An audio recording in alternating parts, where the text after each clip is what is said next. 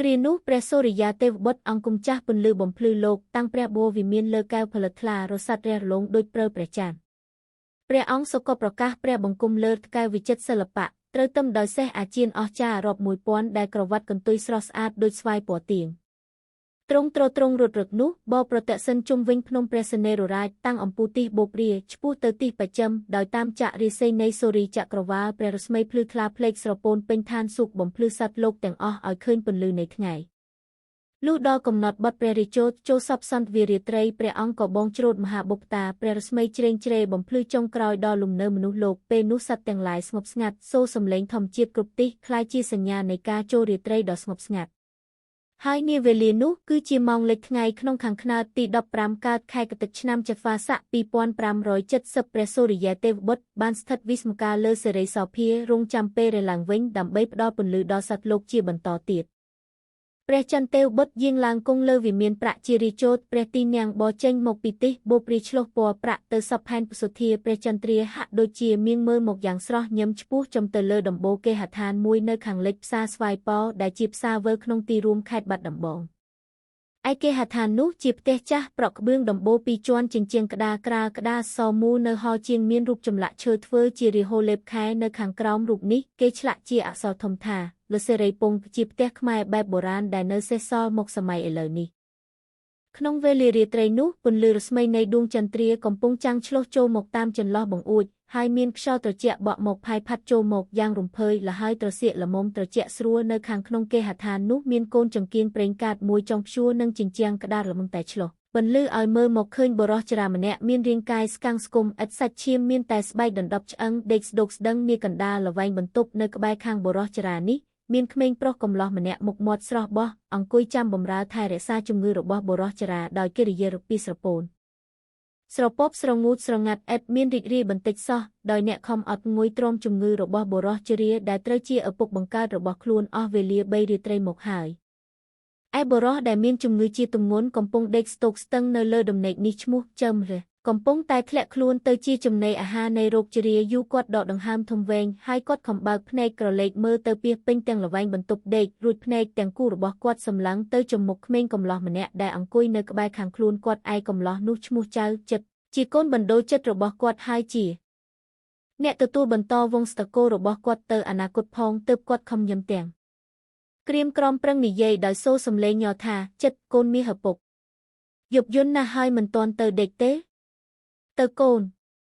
ទៅដេកទៅតាជើងទឿនបង្ខំឲ្យកូនទៅដេកក្រែងអត់ងុយទៅជីឈឺចាប់ចៅចិត្តគ្រីវីក្បាលដោយការបដិសេធព្រមទាំងមានទឹកមុខប្រកបដោយចិត្តអាណិតអាសូបតាទើបនិយាយជម្រាបទៅវិញថាក៏ខ្ញុំបាទមិនទាន់ងុយទេលោកឪពុកប្រហែលជាលោកឪពុកមិនទាន់ពិសាថ្នាំយងកម្លាំងទេដឹងលោកគ្រូពេទ្យបានផ្ដាំខ្ញុំបាទថាសូមឲ្យលោកឪពុកពិសាកុំខានថ្នាំឬកូនតាជើមនិយាយយឺតែក្នុងបំពង់ក៏ទំនងចំអកឲ្យថ្នាំនោះព្រោះជាថ្នាំគាត់ដឹងថាឥតមានគុណវិសេសអ្វីបន្តិចឡើយហើយគាត់និយាយថាក៏អរកូនឲ្យថ្នាំនេះឪពុកបានផឹកមកច្រើនលើកមកហើយមិនឃើញមានគុណវិសេសអ្វីដែរអាចជួយបន្ធូរបន្ថយជំងឺឲ្យស្រាកស្រានសោះឡើយរោគជំពូកនេះស្គាល់ច្បាស់ថាជារោគប្រចាំកាយរក្សាក៏ស្លាប់មិនរក្សាក៏ស្លាប់ឫទ្ធិអំណាចរបស់ថ្នាំក្នុងខណៈនេះមិនវិសេសជាងទឹកទន្លេទេកូនចៅចិត្តមិនទាន់តបទៅឪពុកវិញស្រាប់តែលេចបរោះកណ្ដាលអាយុម្នាក់ដែរចូលមកក្នុងបន្ទប់ហើយដាក់គូតអង្គុយក្បែរខាងអ្នកជំងឺហើយសួរថាបើម៉េចទៅតាថ្ងៃនេះអាការរោគបានធូរស្បើយខ្លះទេអពុទ្ធោពុទ្ធោ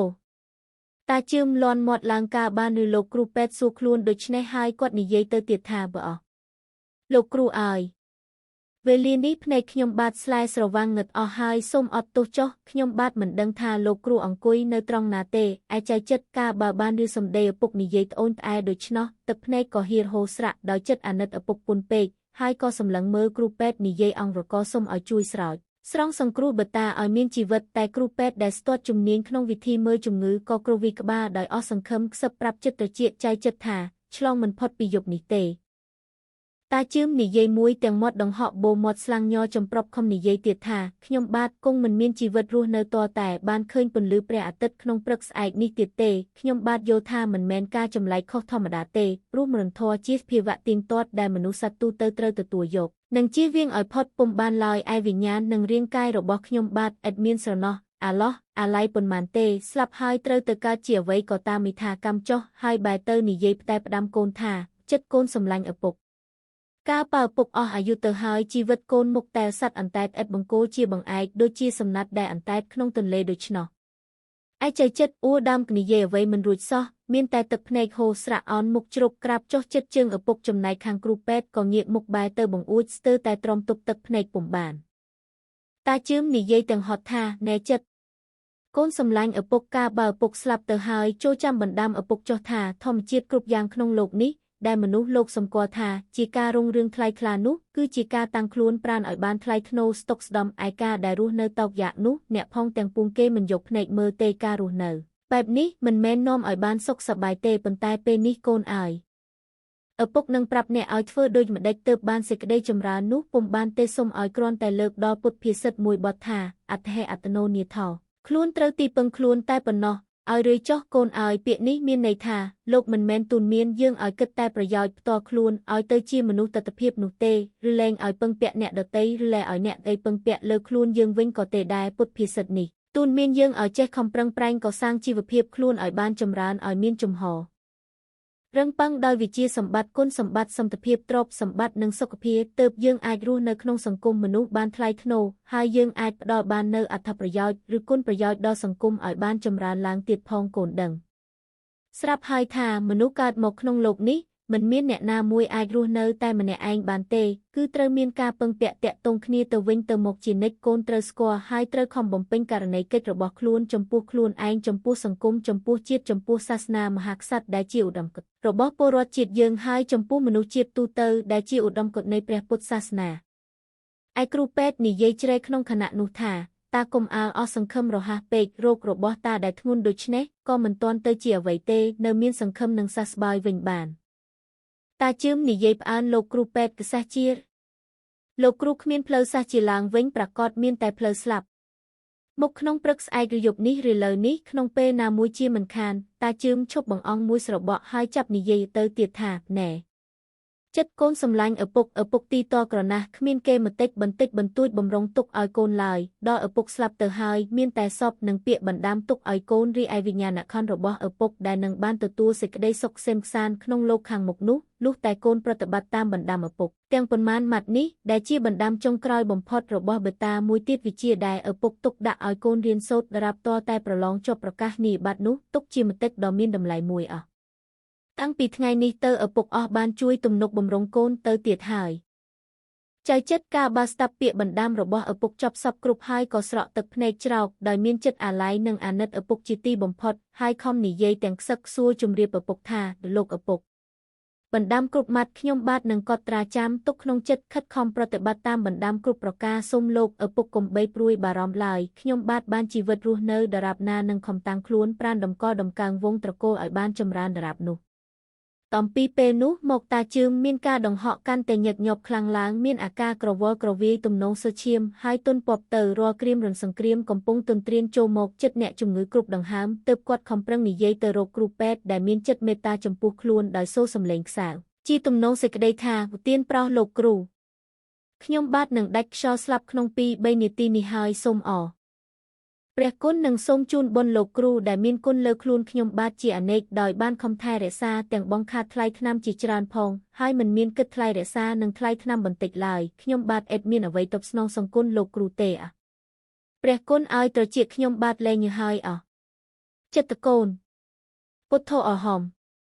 ចៅចិត្តអពពុកជាប់ហាក់ដូចជាមិនព្រមឲ្យវិញ្ញាណក្ខន្ធរបស់តាជឿមរត់ចេញពីរាងកាយទៅបានតែបើទុកជាចៅចិត្តខំប្រឹងទប់ទល់យ៉ាងណាក៏គង់តែមិនសម្រេចដូចបំណងព្រោះជាតិចរាព្យាមរណៈកើតចាស់ឈឺស្លាប់ជាមតិរបស់សត្វលោកឥតមានសត្វណាមួយកិច្ចវិស្ជៀសវាងឲ្យរួចផុតទៅបានឡើយអំបាដូចយ៉ាងព្រះអរហមសម្មាសម្ពុទ្ធមិចក៏គង់តែព្រះអង្គចូលបរិនិព្វានមិនខាននៅទីបំផុតនេះតាជឿមក៏ធ្លាក់ខ្លួនទៅជាចំណីអាហារនៃមច្ចរាជគឺដាច់ខ្យល់ផុតដង្ហើមក្នុងដៃរបស់ចៅចិត្តជាកូនតាជឿមក៏ទទួលមរណភាពក្នុងខណៈដែលដួងច័ន្ទទៅអស្តង្គតបាត់ពន្ធលើរស្មីព្រមជាមួយគ្នាក្នុងគ្រានោះឯងការបានចាត់ចែងធ្វើបុណ្យបូជាសពរួចស្រេចហើយទើបចៅចិត្តដឹងខ្លួនច្បាស់ណាស់ថា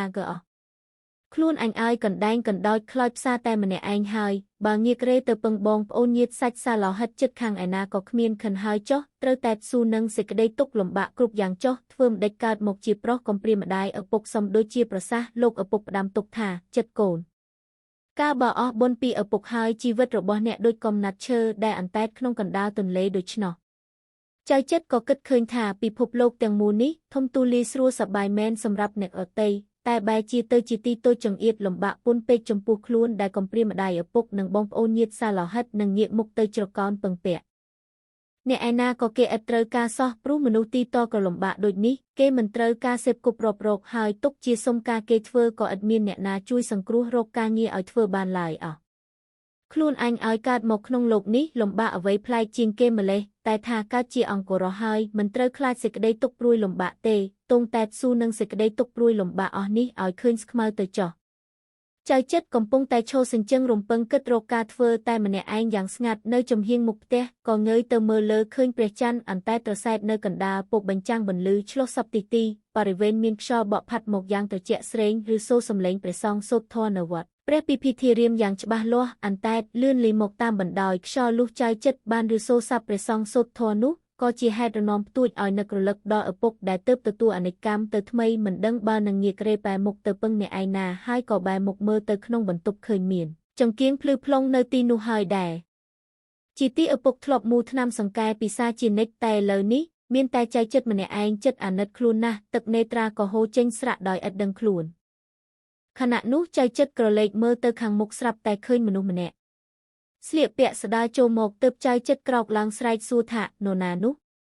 គ្នាឯងទេចៅចិត្តឬគេនឹងបុរសនោះសូមមកវិញចៅចិត្តនឹកស្មានប្រហែលជាលោកគ្រូពេទ្យទើបស្រែកអញ្ជើញថាសូមអញ្ជើញលោកគ្រូពេទ្យក៏ឈានជើងឡើងជណ្ដើរទៅលើផ្ទះហើយដាក់គូតអង្គុយលើកៅអីតាមសេចក្តីអញ្ជើញរបស់ម្ចាស់ផ្ទះសុខសប្បាយជាទេវចៅចិត្តគ្រូពេទ្យសួរដោយមេត្រីចិត្តចៅចិត្តតបថាទៀនប្រុសចំណែកខាងរាងកាយសុខសប្បាយទេប៉ុន្តែចំណែកចិត្តរងកម្មជាទីបំផុតឥតសប្បាយមួយពេលឡើយតាំងអំពីលោកឪពុកអនិច្ចកម្មទៅវិញ្ញាណរបស់ខ្ញុំបាទនេះហាក់ដូចជាងឹតឈឹងពុំដឹងអ្វីឡើយគ្រូពេទ្យងក់ក្បាលទំនងជឿតាមសម្ដីចៅចិត្តទើបសួរថែមទៀតថាចុះសប្តាហ៍ថ្ងៃនេះបានធ្វើការនៅកន្លែងណាហើយឬនៅឡើយទេចៅចិត្តនិយាយតបដោយក្រៀមក្រំសោះក្រោះថាទៀនប្រុសនៅទីនេះខ្ញុំបាទរកការងារធ្វើមិនទាន់បានទេការងារគ្រប់ផ្នែកហាក់ដូចជាខ្ពស់ជាងចំណេះដឹងរបស់ខ្ញុំបាទដែលបានខំរៀនសូត្រមកដូចជាច្រើនណាស់ហាក់ដូចគ្រាន់តែប្រើការបានត្រឹមតែមើលសម្បត្តិស្នាមបន្តិចបន្តួចមើលឈ្មោះហាងរៀនផ្សេងនិងមើលប្រក្រាមតាមរោងកុនល្ខោនប៉ុណ្ណោះគ្រូពេទ្យនិយាយដោយសេចក្តីអាណិតយ៉ាងស្មោះត្រង់ថាក៏ខ្ញុំក៏នឹកអាណិតអ្នកច្រើនណាស់ដែរចិត្តគឺហើយនិយាយទូនមានថាក៏ខ្លួនអ្នកជាកូនប្រុសត្រូវទល់នឹងវិស័យលោកីទៅមុខទៀតច្រើនណាស់បង្អង់ឲ្យខ្ញុំគិតពី3នាទីមើលក្រែងខ្ញុំគិតរកឧបាយជួយសង្គ្រោះខ្លួនអ្នកឯងបានខ្លះចៅចិត្តនៅតែស្ងៀមគ្រូពេទ្យសិញ្ជឹងគិតមួយស្របក់ក៏ញឹមលាន់មាត់ចេញសម្ដីថានឹកឃើញហើយ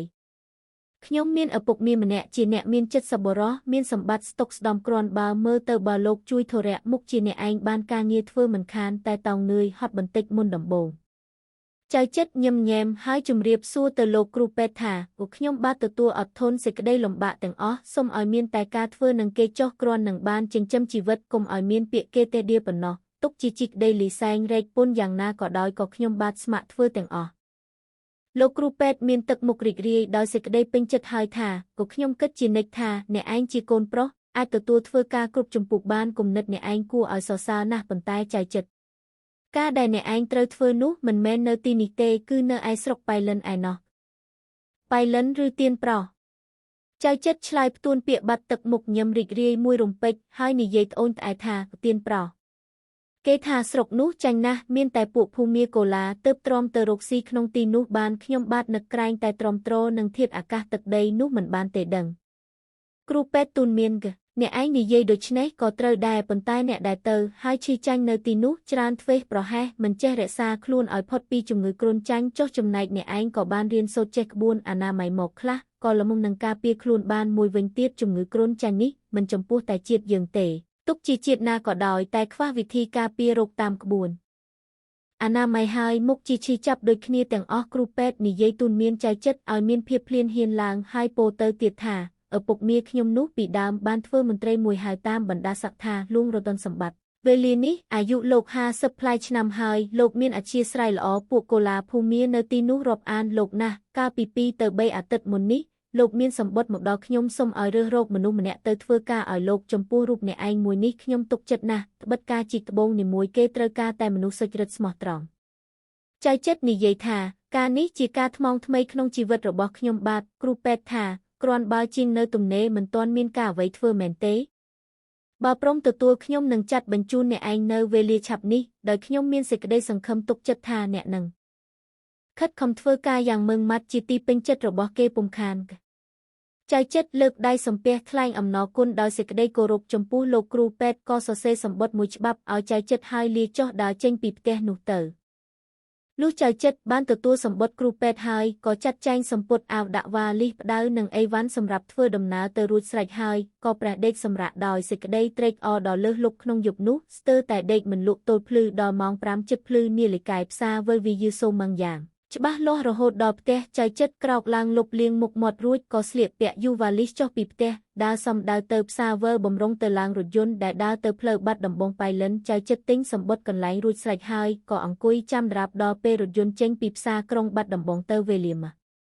អូង6:15នាទីរថយន្តក៏បើកចេញសំដៅទៅទីខាងត្បូងដល់ទៅផ្សារភាស៊ីស្រាក៏បត់ត្រង់ទៅលិចតាមផ្លូវប៉ៃលិនចៅចិត្តអង្គុយមើលភូមិប្រទេសសងខាងមាគរៀននោះមុខគួរឲ្យស្រងេះស្រញោចអន្តែតអណ្ដូងក្នុងចិត្តជាចម្លែកណាស់នឹកដល់ឪពុកដែលទើបអនិច្ចកម្មទៅថ្មីកាលណាទឹកភ្នែកក៏ជោលជន់ចេញមកតែខំទប់ទល់មិនឲ្យទឹកភ្នែកស្រក់ចុះតតែបានដើម្បីការពារកុំឲ្យអ្នកជិះរថយន្តជាមួយគ្នាមានសេចក្តីសង្ស័យមន្ទិលមកលើខ្លួនដើម្បីការពារកុំឲ្យអ្នកជិះរថយន្តជាមួយគ្នាមានសេចក្តីសង្ស័យមន្ទិលមកលើខ្លួនហើយបន្លំនិយាយសើចលេងកំសាន្តជាមួយនឹងអ្នកជិះទាំងអស់គ្នារៀងទៅ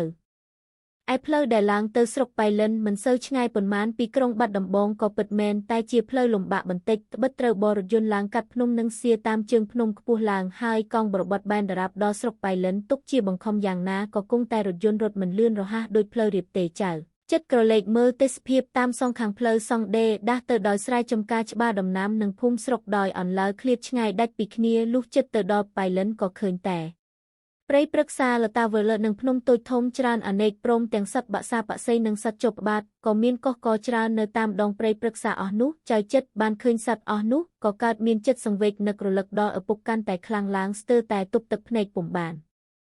លុះដល់រថយន្តបរបើកកាត់ព្រៃភ្នំក្រុមធ្នូជាច្រើនអន្លើវេលាម៉ោង11ថ្ងៃត្រង់រថយន្តក៏បានទៅដល់ផ្សារប៉ៃលិនដោយស្រួលចៅចិត្តចុះពីយន្តដើរទៅស៊ើបសួររកផ្ទះលួងរតនសម្បត្តិមានភូមិម្នាក់នៅទីផ្សារនោះចង្អុលប្រាប់ថាផ្ទះលួងរតនសម្បត្តិនៅឯណោះចម្ងាយពីទីផ្សារនេះទៅប្រហែល500ម៉ែត្រក្បែរមាត់ផ្លូវសងខាងជើងនៅខ្លោងទ្វារផ្ទះនោះមានសរសេរយីហោគ្រឹះស្ថានរតនសម្បត្តិអញ្ជើញទៅចុះគង់នឹងឃើញមិនខានចៅចិត្តក៏ចេញដើរទៅតាមពាក្យភូមិនោះហើយទៅឈររារានៅមុខផ្ទះដូចមានយីហោខាងលើនេះមួយស្របក់ក៏មានកម្មករម្នាក់ចេញពីក្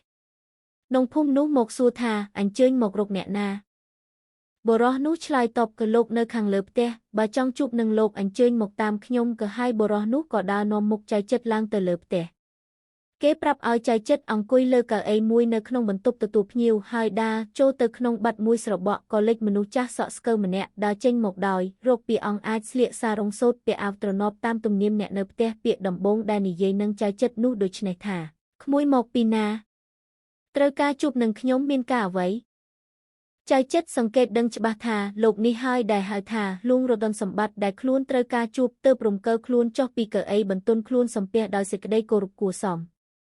ឯលួងរតនសម្បត្តិជាអ្នកជំនួញលក់ត្បូងដែលមានកេរ្តិ៍ឈ្មោះល្បីល្បាញក្នុងស្រុកប៉ៃលិនក៏អង្គុយលើកៅអីមួយចៅចិត្តសង្កេតតាមរកពីរបស់លោកនេះយល់ថាជាអ្នកមានអធ្យាស្រ័យល្អចិត្តសប្បុរសគួរជាទីគោរពរាប់អានមែនទានប្រោសមានចៅចិត្តឆ្លើយដោយអន់លំទោនហើយថាលោកគ្រូពេទ្យស្អាតបានផ្ញើសម្បត្តិមួយច្បាប់មកជួបព្រះតិចព្រះគុណអើពេទ្យស្អាតក្មួយខ្ញុំនោះឬលោកនិយាយទាំងញឹមតាមដោយលោកជាអ្នកមានអធ្យាស្រ័យរីករាយជានិច្ចហើយសួរថាគូសម្បត្តិនោះនៅឯណាចៅចិត្តលូកដៃទៅក្នុងហោប៉ៅយកសម្បត្តិនោះជូនទៅលោកលួងទទួលយកទៅអានដោយសេចក្តីត្រេកអរលុះមើលចប់ហើយក៏បែរមកពិចារណាមើលលក្ខណៈចៅចិត្តម្ដងទៀតលួងគឺក្មួយឯងមែនទេឈ្មោះចៅចិត្តដែលពេទ្យស្អាតបានបញ្ជូនខ្លួនមកឲ្យខ្ញុំចិត្តគូទានប្រោសខ្ញុំបាត់នេះហើយលួងចុះក្មួយធ្វើការយ៉ាងនេះបានដែរឬ ការរបស់ខ្ញុំនេះវាធ្ងន់ណាស់តោងទ្រាំជីក្ដីក្នុងមួយថ្ងៃ5 ទៅ 6 ម៉ោងទើបស្ទុះរួចរូបរាងស្អាតបាត់ដូចជាក្មួយនេះខ្ញុំយល់ថាទ្រាំទ្រការងារមិនបានយូរប៉ុន្មានទេមុខជារត់ទៅផ្ទះវិញហើយមនុស្សដទៃទៀតគេទ្រាំធ្វើយ៉ាងណាឯខ្ញុំបាទគង់តែធ្វើបានដូចជាគេដែរសូមព្រះតិចព្រះគុណកុំព្រួយឲ្យសោះចៅចិត្តពោរ៉ាប់រងយ៉ាងម៉ឺងម៉ាត់ពាក្យនេះហើយដែលធ្វើឲ្យលួងរដុនសម្បត្តិមានសេចក្ដីពេញចិត្តណាស់ហើយចៅចិត្តនិយាយយកទៅទៀតថាឧទានប្រោសមនុស្សដែលកើតមកក្នុងលោកសន្និវាសនេះមិនប្រកាន់ការស្រាលស្រួលទេខ្ញុំបាទមិនដែលគិតដូច្នេះទេការបើខ្ញុំបាទមានកម្លាំងព្រមដរាបណាខ្ញុំបាទនឹងខិតខំធ្វើការដរាបនោះទៅបីធ្ងន់ក្ដីស្រាលក្ដីអ្នកឯងនិយាយនេះត្រូវណាស់គេលោកលួងនិយាយសរសើរហើយថាខិនហើយចុះឯខ្ញុំតែងមានការសម្រាប់មនុស្សដែលចង់ធ្វើជានិច្ចវេលានេះអណ្ដូងត្បូងទិសខាងកើតខ្ញុំកំពុងឲ្យចាប់ផ្ដើមជីកត្បូងមានតម្លៃមួយអន្លើព្រឹកស្អែកនេះខ្ញុំនឹងបញ្ជូនអ្នកឯងឲ្យទៅធ្វើការនៅទីនោះធ្វើការក្នុងគ្រាដំបូងនេះខ្ញុំនឹងតាំងប្រាក់ខែឲ្យអ្នកឯងត្រឹម30រៀលសិនប៉ុន្តែអ្នកឯងអាចមានប្រាក់ខែច្រើនជាងនេះទៅទៀតបើខ្ញុំយកចិត្តទុកដាក់ធ្វើការដោយម៉ឺងម៉ាត់ហើយហ្មត់ចត់ផងចៅចិត្តអានក្បាលទទួលយល់ព្រមដោយសេចក្តីគោរពម្ដងទៀតក្នុងខណៈនោះមានសូរស្បែកជើងលាន់នៅពីខាងក្រោមឡើងមកលើផ្ទះព្រមទាំងមានសំឡេងយ៉ាងឆ្មារតូចលាន់រំពងមកពីខាងក្រោយចៅចិត្តក៏ចោលភ្នែកក្រឡេកមើលទៅប្រទះនឹងភ្នែកទាំងគូកំពុងតែសម្លឹងត្រង់ចំមុខជាដួងភ្នែកប្រកបដោយទឹកដុំគួរជាទីចាប់ចិត្តស្នេហាគេមានរោគពីឆ្មើងឆ្មៃបន្តិចមានកិរិយាក្លឹកខ្នក់ញ៉ៃញ៉ងល្វាសវ័នល្អណាស់សម្បុរស្បែកស្អាតមុខមូលក្រឡង់ដូចវងព្រះចន្ទ្រាសូរសំឡេងស្រួយស្រស់ដូចសូរគាំងប្រាក់ដំណើរល្វាសវ័នដូចផ្កាកុលាបដែលត្រូវខ្យល់ប៉ក់ស្ទិចនៅកណ្ដាលសួនច្បារដូច្នោះល្អអីល្អម្លេះនេះប្រហែលជាអញយល់សពឃើញទេដឹងចៅចិត្តភ្ញាក់ស្មារតីលែងសម្លឹងស្រឡាំងកាំងក្នុងពេលដែលលោកលួងស្រែកហៅកូនស្រីនោះឲ្យឡើងមកខាងលើផ្ទះមកឯនេះនារីថ្ងៃនេះប៉ាបានមនុស្សចូលមកធ្វើការថ្មីម្នាក់ទៀតហើយនាងក្រមុំនារីឈានជើងឡើងជណ្ដើរមួយភ្នែកសម្លឹងមើលចៅចិត្តដោយកិរិយាឆ្មើងឆ្នៃបន្តិចដែលជាទំនៀមទម្លាប់របស់ស្រីក្រមុំរូបស្រស់ហើយសួរទៅឪពុកថាប៉ានេះជាអ្នកចូលមកធ្វើការថ្មីរបស់យើងលោកលួងញាក់មុខទទួលហើយងាកទៅនិយាយនឹងចៅចិត្តថាចៅចិត្តនេះនារីកូនស្រីតែមួយរបស់ខ្ញុំចៅចិត្តលើកដៃសំពះសួរនាងនារីងក់ក្បាលទទួលគំនប់ដោយកិរិយាឆ្មើងតាមនិស្ស័យរបស់នាងនារីសម្លឹងមើលកម្មករថ្មីរបស់ឪពុកតាំងពីក្បាលរហូតដល់ចុងជើងមើលហើយមើលទៀតនៅទីបំផុតក៏លាន់មាត់ថាកម្មករនេះស្គមដូចអ្នកញៀនអាភៀននិងមានកម្លាំងជីកក្ដីបានរូបាចៅចិត្តការត្រូវស្រីក្រមុំស្ដីដាក់មុខដូច្នេះក៏នឹកអៀនខ្មាស់ណាស់ក្រឡេកចោលកន្ទុយភ្នែកទៅខាងមួយផ្លែតហើយតបទៅថាមនុស្សត្រង់គេមិនដែលសម្គាល់ថាជាមនុស្សល្ងងទេឯមនុស្សស្គមក៏គេមិនសម្គាល់ថាជាមនុស្សខ្សោយដែរស្គមយ៉ាងខ្ញុំបាទនេះមានកម្លាំងខ្លាំងដូចមនុស្សធាត់មាំដែរគ្រាន់តែមិនសូវមានសាច់ឈាមធាត់បរិបូរណ៍ប៉ុណ្ណោះទេតានាងនារីធ្វើមុខក្រញើទំនងខឹងបន្តិចផងដោយនាងមិននឹកថាចៅចិត្តហ៊ានឆ្លើយដូច្នេះសោះព្រោះមិនធ្លាប់មានមនុស្សណាមួយក្នុងផ្ទះហ៊ាននិយាយលេងសម្ដីវោហានឹងនាងឡើយលោកលួងឃើញកូនខឹងដូច្នេះក៏បញ្ឈប់ថាចៅចិត្តលហើយឈប់ស្លេះប៉ុណ្ណឹងសិនចុះឯងកំពុងនឿយហត់អស់កម្លាំងទៅរកសម្រាកខ្លួនឲ្យបាត់នឿយហត់សិនទៅតាំងពីថ្ងៃនោះមកចៅចិត្តក៏បានធ្វើជាកម្មករជីកត្បូងនៅគេហដ្ឋានរបស់លោកលួងរដុនសម្បត្តិទោះបីការនោះជាការធ្ងន់ក៏ដោយចៅចិត្តក៏ឥតមានចិត្តធុញទ្រាន់តែងតែខំធ្វើការនោះដោយគ្មេឃគ្មៀតអស់ពីចិត្តពីថ្លើមមិនមាននឹកនាដល់សេចក្តីនឿយហត់ឡើយភាសិតមួយបទថាខ្លួនទីពឹងរបស់ខ្លួនកតែជាពាក្យបណ្ដាំរបស់បតាចុងក្រោយបង្អស់នោះនៅសូរកងរំពងក្នុងត្រចៀករបស់ចៅចិត្តហាក់ដូចជាមានទេវតានៅចាំខ្សឹបប្រាប់នឹងត្រចៀកជានិច្ចការខំប្រឹងប្រែងធ្វើការយ៉ាងម៉ឺងម៉ាត់ឥតមានទម្រន់និងអធ្យាស្រ័យល្អរបស់ចៅចិត្តនោះជាហេតុធ្វើឲ្យពួកកំមកក៏ធ្វើការផងគ្នាស្រឡាញ់រាប់អានជាច្រើនរហូតដល់លួងរដុនសម្បត្តិក៏មានចិត្តមេត្តាក្មេងកំឡោះនោះជាច្រើនដែរចៅចិត្តចូលមកធ្វើការនៅផ្ទះលោកលួងអស់វេលា6 ខែកន្លះមកហើយនោះតែងបានជួបប្រទះនឹងធម្មជាតិថ្មីដូចជាព្រៃភ្នំក្រំថ្មព្រឹក្សាតាវលិតនិងអាកាសស្រស់បរិសុទ្ធដែលជារបស់ចម្លែកក្នុងជីវិតចៅចិត្តតែដែលចម្លែកយ៉ាងពន្លឹកជាងនេះទៅទៀតនោះគឺខុននារីចៅវាយក្រមុំរបស់ចៅចិត្តដែលជាស្ត្រីប្រកាន់ខ្លួនមានរោគពីឆ្មើងឆ្មៃហើយជានារីមានរូបឆោមយ៉ាងល្អឯកក្នុងស្រុកប៉ៃលិនហាក់ដូចផ្កាកុលាបកំពុងរីកផ្សាយក្លិនក្រអូបឈ្ងុយឈ្ងប់ក្នុងវស្សានរដូវវេលាដែលចៅចិត្តអង្គុយក្នុងផ្ទះស្ងាត់តែម្នាក់ឯងច្រើនប្រមូលយករឿងអស់នេះមកគិតនឹកជានិច្ចហើយនឹកឆ្ងល់តែម្នាក់ឯងថាចុះហេតុដូចម្ដេចបានជាអញចេះតែរំពឹងនឹកដល់នាងក្រមុំនេះអីម្លេះចុះអញជាប់ចិត្តប្រតិព័ទ្ធនាងក្រមុំនេះឬអីមិនបានទេនាងនេះរូបឆោមល្អមែនហើយប៉ុន្តែរោគពីឆ្មើងឆ្មៃប្រកាន់ខ្លួនហួសពេកថែមទាំងមានសម្បត្តិស្តុកស្ដំណាស់ហួសវិស័យឈោងតោងបេះប្រលេះ យកបានចុះអ្នកមានប្រយោជន៍អ្វីដែលអ្នកនៅខំនឹកដល់គេទុកជាខំទុកចិត្តមិនឲ្យគិតដូចម្ដេចក៏នៅតែមានកូនចិត្តរិះរេទៅរករូបបារម្ភនោះតតែបាននៅទីបំផុតចៅចិត្តភាវនាថាក៏ខ្លួនទៀបគុំតោងដៃខ្លីគុំឈោងស្រវាអប់ភ្នំចំណែកនាងនារីក៏ធ្លាប់គិតថាកម្មករថ្មីរបស់នាងនេះជាមនុស្សចម្លែកជាងគេមិនចេះប្រជប់ប្រជែងចៅវាយនាយនិយាយត្រង់ទៅត្រង់មកឥតចេះក្រែងចិត្តគេសោះថែមទាំងចេះនិយាយសម្ដីទាន់សម័យទៀតផងបានជានាងនឹកជឿថាកម្មករកំឡោះនោះបានរៀនសូត្រចេះដឹងច្រើនគួរសម្ដែជួនកាលនាងបានឮសូរបរោះកំឡោះនោះស្រែកច្រៀងរីទំនុកតាមការកំសត់របស់ខ្លួនក៏មានច្រៀងទំនុកជាយុវាភិរមជាពាក្យរំលឹកយុវជនក៏មានទើបនាងយល់ថាកម្មករកំឡោះនេះច្បាស់ជាចេញមកពីសាលាមធ្យមសិក្សាណាមួយជាប្រាកដនៅវេលាប្រលប់ថ្ងៃនោះជាខាងរនោចព្រះច័ន្ទក៏រះឡើងព្រៀងមើលឃើញឆែបមួយចំហៀងឆ្លុះពន្លឺពណ៌ប្រផេះគង់ចុងព្រឹក្សាយ៉ាងត្រចះត្រចង់នារីចុះមកដើរលេងកំសាន្តចិត្តជាមួយនឹងស្រីបម្រើម្នាក់នៅទីធ្លាសួនច្បារមុខផ្ទះដែលមានស្មៅរាបស្អាតដូចកំរាលព្រំនាងតែងតែចោលភ្នែករលែកទៅកូនផ្ទះមួយដែលចៅចិត្តស្នាក់នៅនោះជារឿយពេលនោះនាងបានឃើញផ្ទះនោះងឹតអត់ពន្លឺភ្លើងទើបនាងនាំក្មេងស្រីបម្រើហើយលបដើរឈៀងចូលទៅឈរនៅគុម្ពផ្កាដ៏ខឹមខាងមុខបង្អួចស្រាប់តែសូរសំឡេងមនុស្សច្រៀងទំនុកយុវាភិរមយ៉ាងពីរោះចាប់ចិត្តថាពួកយើងជាគណៈយុវជនស្រស់ស្រួលលើសលន់ទាំងប្រុសទាំងស្រីចូលយុវសាលាដែលទើបកើតថ្មីប្រយោជន៍ដើម្បីជួយជ្រោមជ្រែងគ្នាឲ្យបានចង់បាច់ជាក្រុមមិត្តភ័ក្តិស្រឡាញ់រួមរៈជាសាមគ្គីទាំងជាតិយើងផងនានាមេត្រីគ្រប់គ្នាជាសុខសេមខ្សានគួរជួយអ្នកខ្សត់ឲ្យបានចេញទៅដើរមើលលំនៅសពទីភូមិឋានមើលស្រែចម្ការនិងច្បារឧទ្យានកិច្ចការប៉ុន្មានតោងចောင်းចាំទុកកវេលានោះរស្មីចន្ទ្រកំពុងតែចូលមកតាមចន្លោះបង្អួចនិងចន្លោះទ្វារទើបនាងមើលទៅឃើញរាងកាយចៅចិត្តដេកលក់ស្តុកស្ទឹងនៅទីនោះយ៉ាងច្បាស់លាស់នាងក៏ស្រែកដាស់ចៅចិត្តពី3ម៉ាត់ចៅចិត្តក៏ប្រែខ្លួនស្ទុះក្រោកឡើងទាំងងួយដេកការឃើញអ្នកដែលចូលមកដាស់ច្បាស់ក៏ម្នីម្នានិយាយអញ្ជើញឲ្យអង្គុយដោយកិរិយាអន់លំទោនអញ្ជើញអង្គុយខុននារីក៏ចៅចិត្តនិយាយព្រមទាំងលើកកៅអីមួយមកជូនអង្គុយហើយនិយាយថាការដែលខុនអញ្ជើញមកលេងផ្ទះខ្ញុំបាទមានសេចក្តីត្រេកអរណាស់ទុកដូចជាបានទទួលកិត្តិយសដ៏ខ្ពង់ខ្ពស់នាងនារីធ្វើមុខក្រញើបន្តិចហើយស្ដីទៅថាក៏អ្នកណានិយាយថាខ្ញុំមកលេងនឹងអ្នកឯងចៅចិត្តសង្ស័យក៏សួរទៅវិញថាចុះខុនអញ្ជើញមកមានការអ្វីនាងតបទៅវិញយ៉ាងកំបុតថាក៏ខ្ញុំមកស្ដាប់មនុស្សច្រៀងទេតើចុះអំបញ្ញមិញនេះអ្នកណាច្រៀងទំនុកយុវាភិរមក្លែងក្នុងទីនេះចៅចិត្តធ្វើឡើងឡងនិយាយសួរនាងថាគូទៀនប្រោសយុវាភិរមជាអ្វីជាសត្វឬជាមនុស្សខ្ញុំបាទមិនដែលឮឈ្មោះសោះឡើយនាងនារីខឹងឡើងមុខក្រហមហើយប្រាប់ទៅថាបណែអ្នកភ្លើយុវាភិរមជាទំនុកច្រៀងខ្ញុំចង់ដឹងថាតើអំបញ្ញមិញនេះនរណាច្រៀងចិត្តក្អេទេនរណាច្រៀងខ្ញុំបាទឥតដឹងសោះឡើយតែខ្ញុំបាទមិនមែនច្រៀងទេឯខ្ញុំបាទនេះគុំថាដល់ទៅភ្លេងយុវាភិរមជាទំនុកទំនើបថ្មីអ្វីនោះឡើយតែបត់សក់វាទៅចុះផែអ៊ំទូករាល់ឆ្នាំនោះខ្ញុំបាទក៏អត់ចេះនឹងគេសោះឡើយនារីកុំភូតខ្ញុំបានឬសូរសំឡេងច្រៀងអំពីខាងលើផ្ទះនេះឯងហើយនៅលើផ្ទះនោះក៏មានតែអ្នកឯងម្នាក់ឯងមែនទេចិត្តក្បាទមានតែខ្ញុំបាទម្នាក់ឯងមែនតែខ្ញុំបាទមិនមែនជាអ្នកច្រៀងទេគឺអ្នកឯងច្រៀងខ្លែងនៅតែប្រកែកនឹងគេទៀតនារីប្អូនពាកចៅចិត្តសើចហើយថាក៏ខ្ញុំបាទជម្រាបហើយថាខ្ញុំបាទមិនចេះច្រៀងទេក៏នៅតែបង្ខំឲ្យច្រៀងទៀតខុននារីបើខ្ញុំបាទចេះច្រៀងនឹងច្រៀងជូនខុនស្ដាប់ឥឡូវនេះឯងនាងនារីនឹកខឹងក្រោកឡើងឈរហើយថាដើមមនុស្សបែបនេះនិយាយខ្មែរមិនចេះ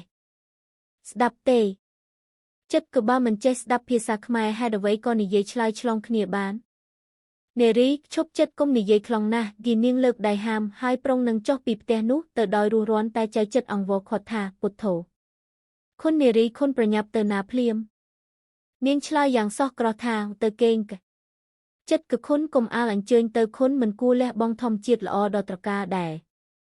គួរពិតពេលមើលក្នុងវេលានេះទៅទេនារីគឺខ្ញុំក៏ចូលចិត្តធម្មជាតិល្អដូចនេះដែរតែស្អប់មនុស្សឈួតព្រើកនៅទីនេះឥតមានមនុស្សឈួតទេខុនក៏ចៅចិត្តខ្ជិលនិយាយជែកទៅទៀតបែរជាបបួលដោយស្រួលថាកិនហើយខុនមិនបាច់និយាយជែកគ្នាច្រើនទេសូមអញ្ជើញទៅសន្ទនាលេងក្នុងសួនច្បារឯណោះមើលធម្មជាតិល្អដល់ត្រការកំរមានណាស់មិនដឹងជាអំណាចអ្វីមកគ្រប់សង្កត់ឲ្យនាងនារីធ្វើតាមពាក្យអញ្ជើញរបស់ចៅចិត្តស្រាប់តែចុះដើរនាំមុខទៅដោយស្រួលទៅអង្គុយលើជើងម៉ាវែងក្បែរដើមចំបៃមួយដើមជាមួយនឹងស្ត្រីបម្រើរបស់នាងឯចៅចិត្តក៏អង្គុយលើស្មៅក្បែរជើងម៉ាវែងនោះដែរតែភ្នែករំពេញងើបមើលទៅព្រះចន្ទ្រាឆែបពាក់កណ្ដាលដួងដដេដាស់ទៅដោយពួកផ្កាយមានចំនួនច្រើនលើសលន់កញ្ញាហើយចៅចិត្តនិយាយឡើងថាបុគ្គលគប់ចិត្តពន្លឺរស្មីដួងព្រះចន្ទ្រឬទេនារីក៏ខ្ញុំចូលចិត្តដែរចិត្ត ចៅចិត្តនិយាយដោយសម្ដីទន់ភ្លន់ថាឌឺមែនហើយខុននារីធម្មជាតិជារបស់ចម្លែកនេះអាចប្រឡំលួងលោមអារម្មណ៍របស់មនុស្សយើងឲ្យបានសុខស្រួលពន្លឺរស្មីព្រះចន្ទខ្យល់រំភើយផាត់និងក្លិនក្រអូបឈ្ងុយឈ្ងប់របស់ផ្កានានាអាចធ្វើចិត្តគំនិតរបស់យើងឲ្យមានអារម្មណ៍រីករាយទៅបានយ៉ាងចម្លែក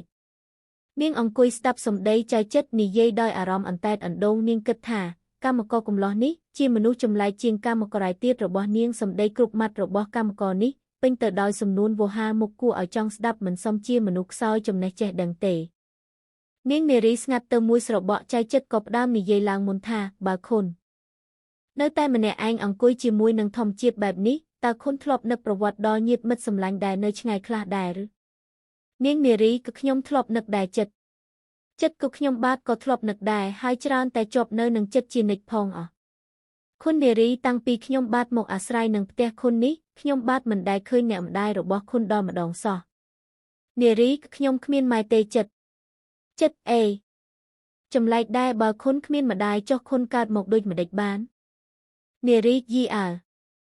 នៃគាត់ឯងគុំនាំអុចអើបណ្ដាលឲ្យកើតទោសាណាពាក្យដែលថាគ្មានម្ដាយនោះគឺថាម្ដាយនោះគាត់អនិច្ចកម្មទៅហើយយោទេចិត្តគឺអស់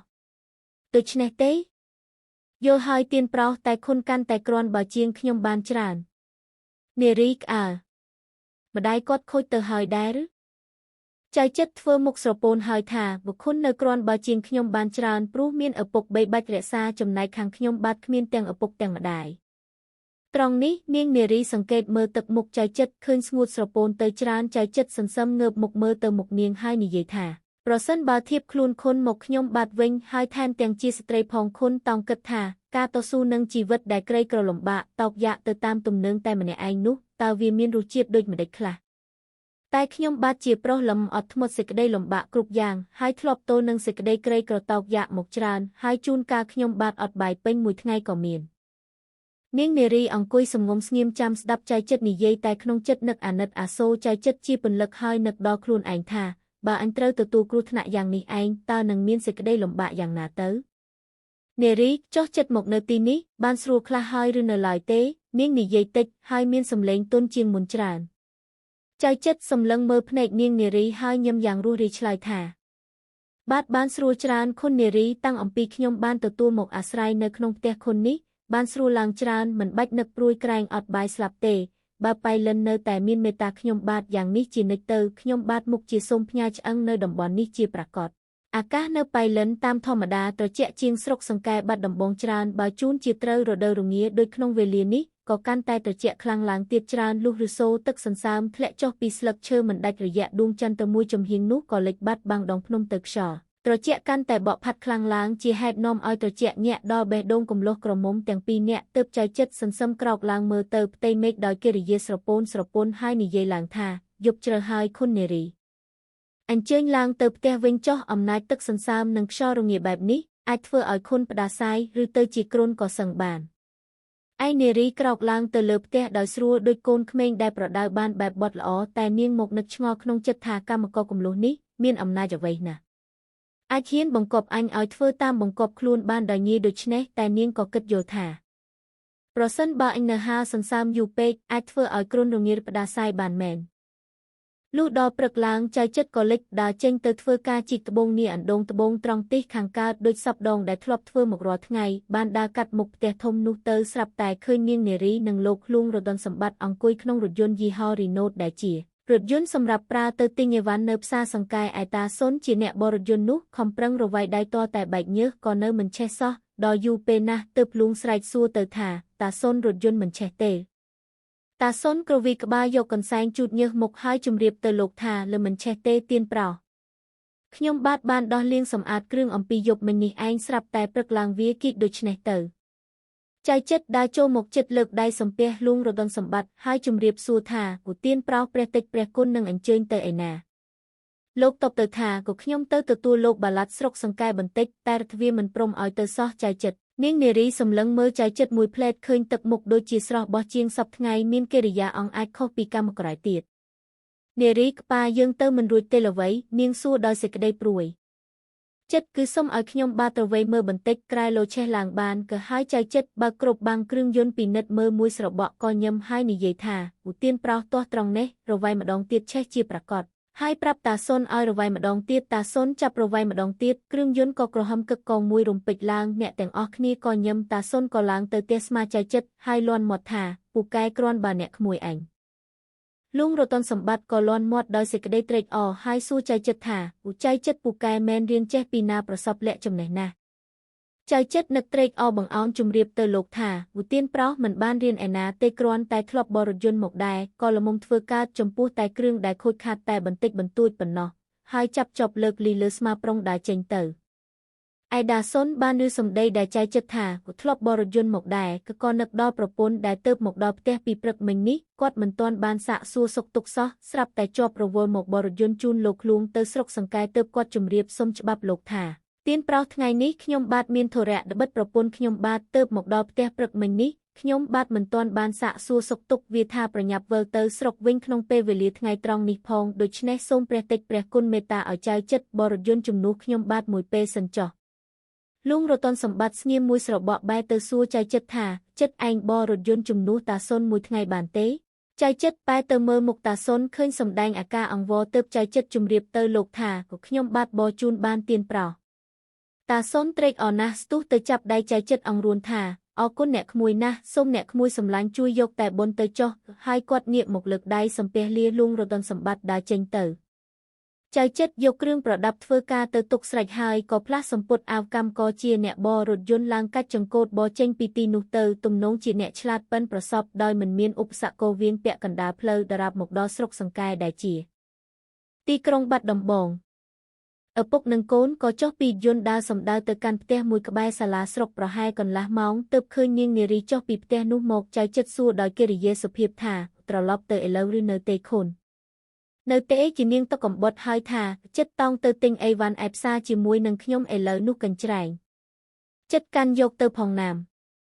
ចៅចិត្តនឹកភៀងបន្តិចត្បិតតាំងអំពីកើតមកមិនដែលកាន់កញ្ច្រែងដើរតាមក្រោយស្រីណាម្ដងសោះតែគ្រានេះត្រូវតែធ្វើតាមត្បិតគេជាចៅវាយខ្លួនឲ្យប្រាក់ខែខ្លួនគេឲ្យផ្ទះនៅទុកជាការធ្វើដូច្នេះនាំឲ្យអាម៉ាស់មុខយ៉ាងណាក៏ត្រូវតែប្រតិបត្តិតាមបង្គាប់ទៅសិនចុះទើបនាយចិត្តតស៊ូកាត់កេកខ្មាស់ចាប់កញ្ច្រែងត្រីដារុយតាមក្រោយចៅវាយក្រមុំមានរូបឆោមស្រស់ប្រឹមព្រៃនោះទៅនារីបង្គាប់ចិត្តទៅសួរទិញត្រីរស់ធំពីរយកទៅស្ងោរជ្រក់តើគេលក់មួយថ្លៃប៉ុន្មានឬយកឲ្យថត់បន្តិចចៅចិត្តនិយាយសុំខ្លួនថាលោកសុំកុំប្រាឲ្យខ្ញុំបាទទិញឡើយខុននិយាយឆ្លើយតបទៅទៀតថាតាំងពីកើតមកខ្ញុំបាទមិនដែលទិញត្រីសាច់បន្លែបង្ការអ្វីទេក្រែងខុនបន្ទោសថាទិញថ្លៃពេកត្បិតខ្ញុំបាទមិនចេះថ្លៃទិញត្រីទេទៀនប្រោសនារីគឺមិនអីទេទៅសួរទិញចុះចាំខ្ញុំថ្លៃឲ្យចិត្តគេសុំឲ្យខុនថ្លៃទិញខ្លួនឯងចុះនាងនារីឡើងមុខក្រហមបន្តិចក៏ដើររុយទៅទិញដោយខ្លួនឯងចៅចិត្តក៏កាន់កញ្ច្រែងដើរតាមក្រោយការទិញបានត្រីរស់ពីរដើរវិលទៅទិញរៀនឯទៀតនាងនៅនឹកខ្នាញ់នឹងការចេះរឹងរូសរបស់ចៅចិត្តណាស់ក៏ខ្លែងដើរចេញពីរៀនមួយទៅរៀនមួយទៀតដើរវិវក់ចុះឡើងជាច្រើនបកច្រើនសាទិញអីវ៉ាន់ច្រើនស្ទុះស្ទះតតែចៅចិត្តយកទៅស្ទើរតែមិនរួចនាងនឹកខ្នាញ់ក៏ខ្នាញ់ណាស់តែនឹកចង់សើចក៏ចង់សើចណាស់ដោយបានឃើញចៅចិត្តកាន់ពេញដៃទាំងពីរយូរផងត្បៀតក្លៀកផងរណែណោងហើយនាងធ្វើជាដើរវិលជាច្រើនបកច្រើនត្រឡប់ទៅបត់ចូលទៅរថយន្តចៅចិត្តក៏ចេះតែដើរប្រកិតតាមក្រោយដរាបដល់រថយន្តហើយទម្លាក់អីវ៉ាន់ទៅក្នុងរថយន្តនោះទៅនាងនារីឃើញកិរិយាចៅចិត្តធ្វើដូច្នេះក៏ច្រឡោតឡើងថាយីគាត់នេះខ្លែងទម្លាក់អីវ៉ាន់លើក្បាលអញឬចៅចិត្តឆ្លើយឡើងថាវ៉សុំអត់ទោសទៀនប្រោសធ្ងន់ពេកតែខ្ញុំបាទទម្លាក់លើក្តាររថយន្តទេតានារីប្រយ័ត្នគាត់ឯងកុំដើរកិរិយាថោកទាបពេកនាយចិត្តឬហើយគ្រាន់តែញឹមហឺហាក់ដូចជាមិនយកចិត្តទុកដាក់នឹងការខឹងសម្បាររបស់ចៅវាយក្រមុំនោះសោះ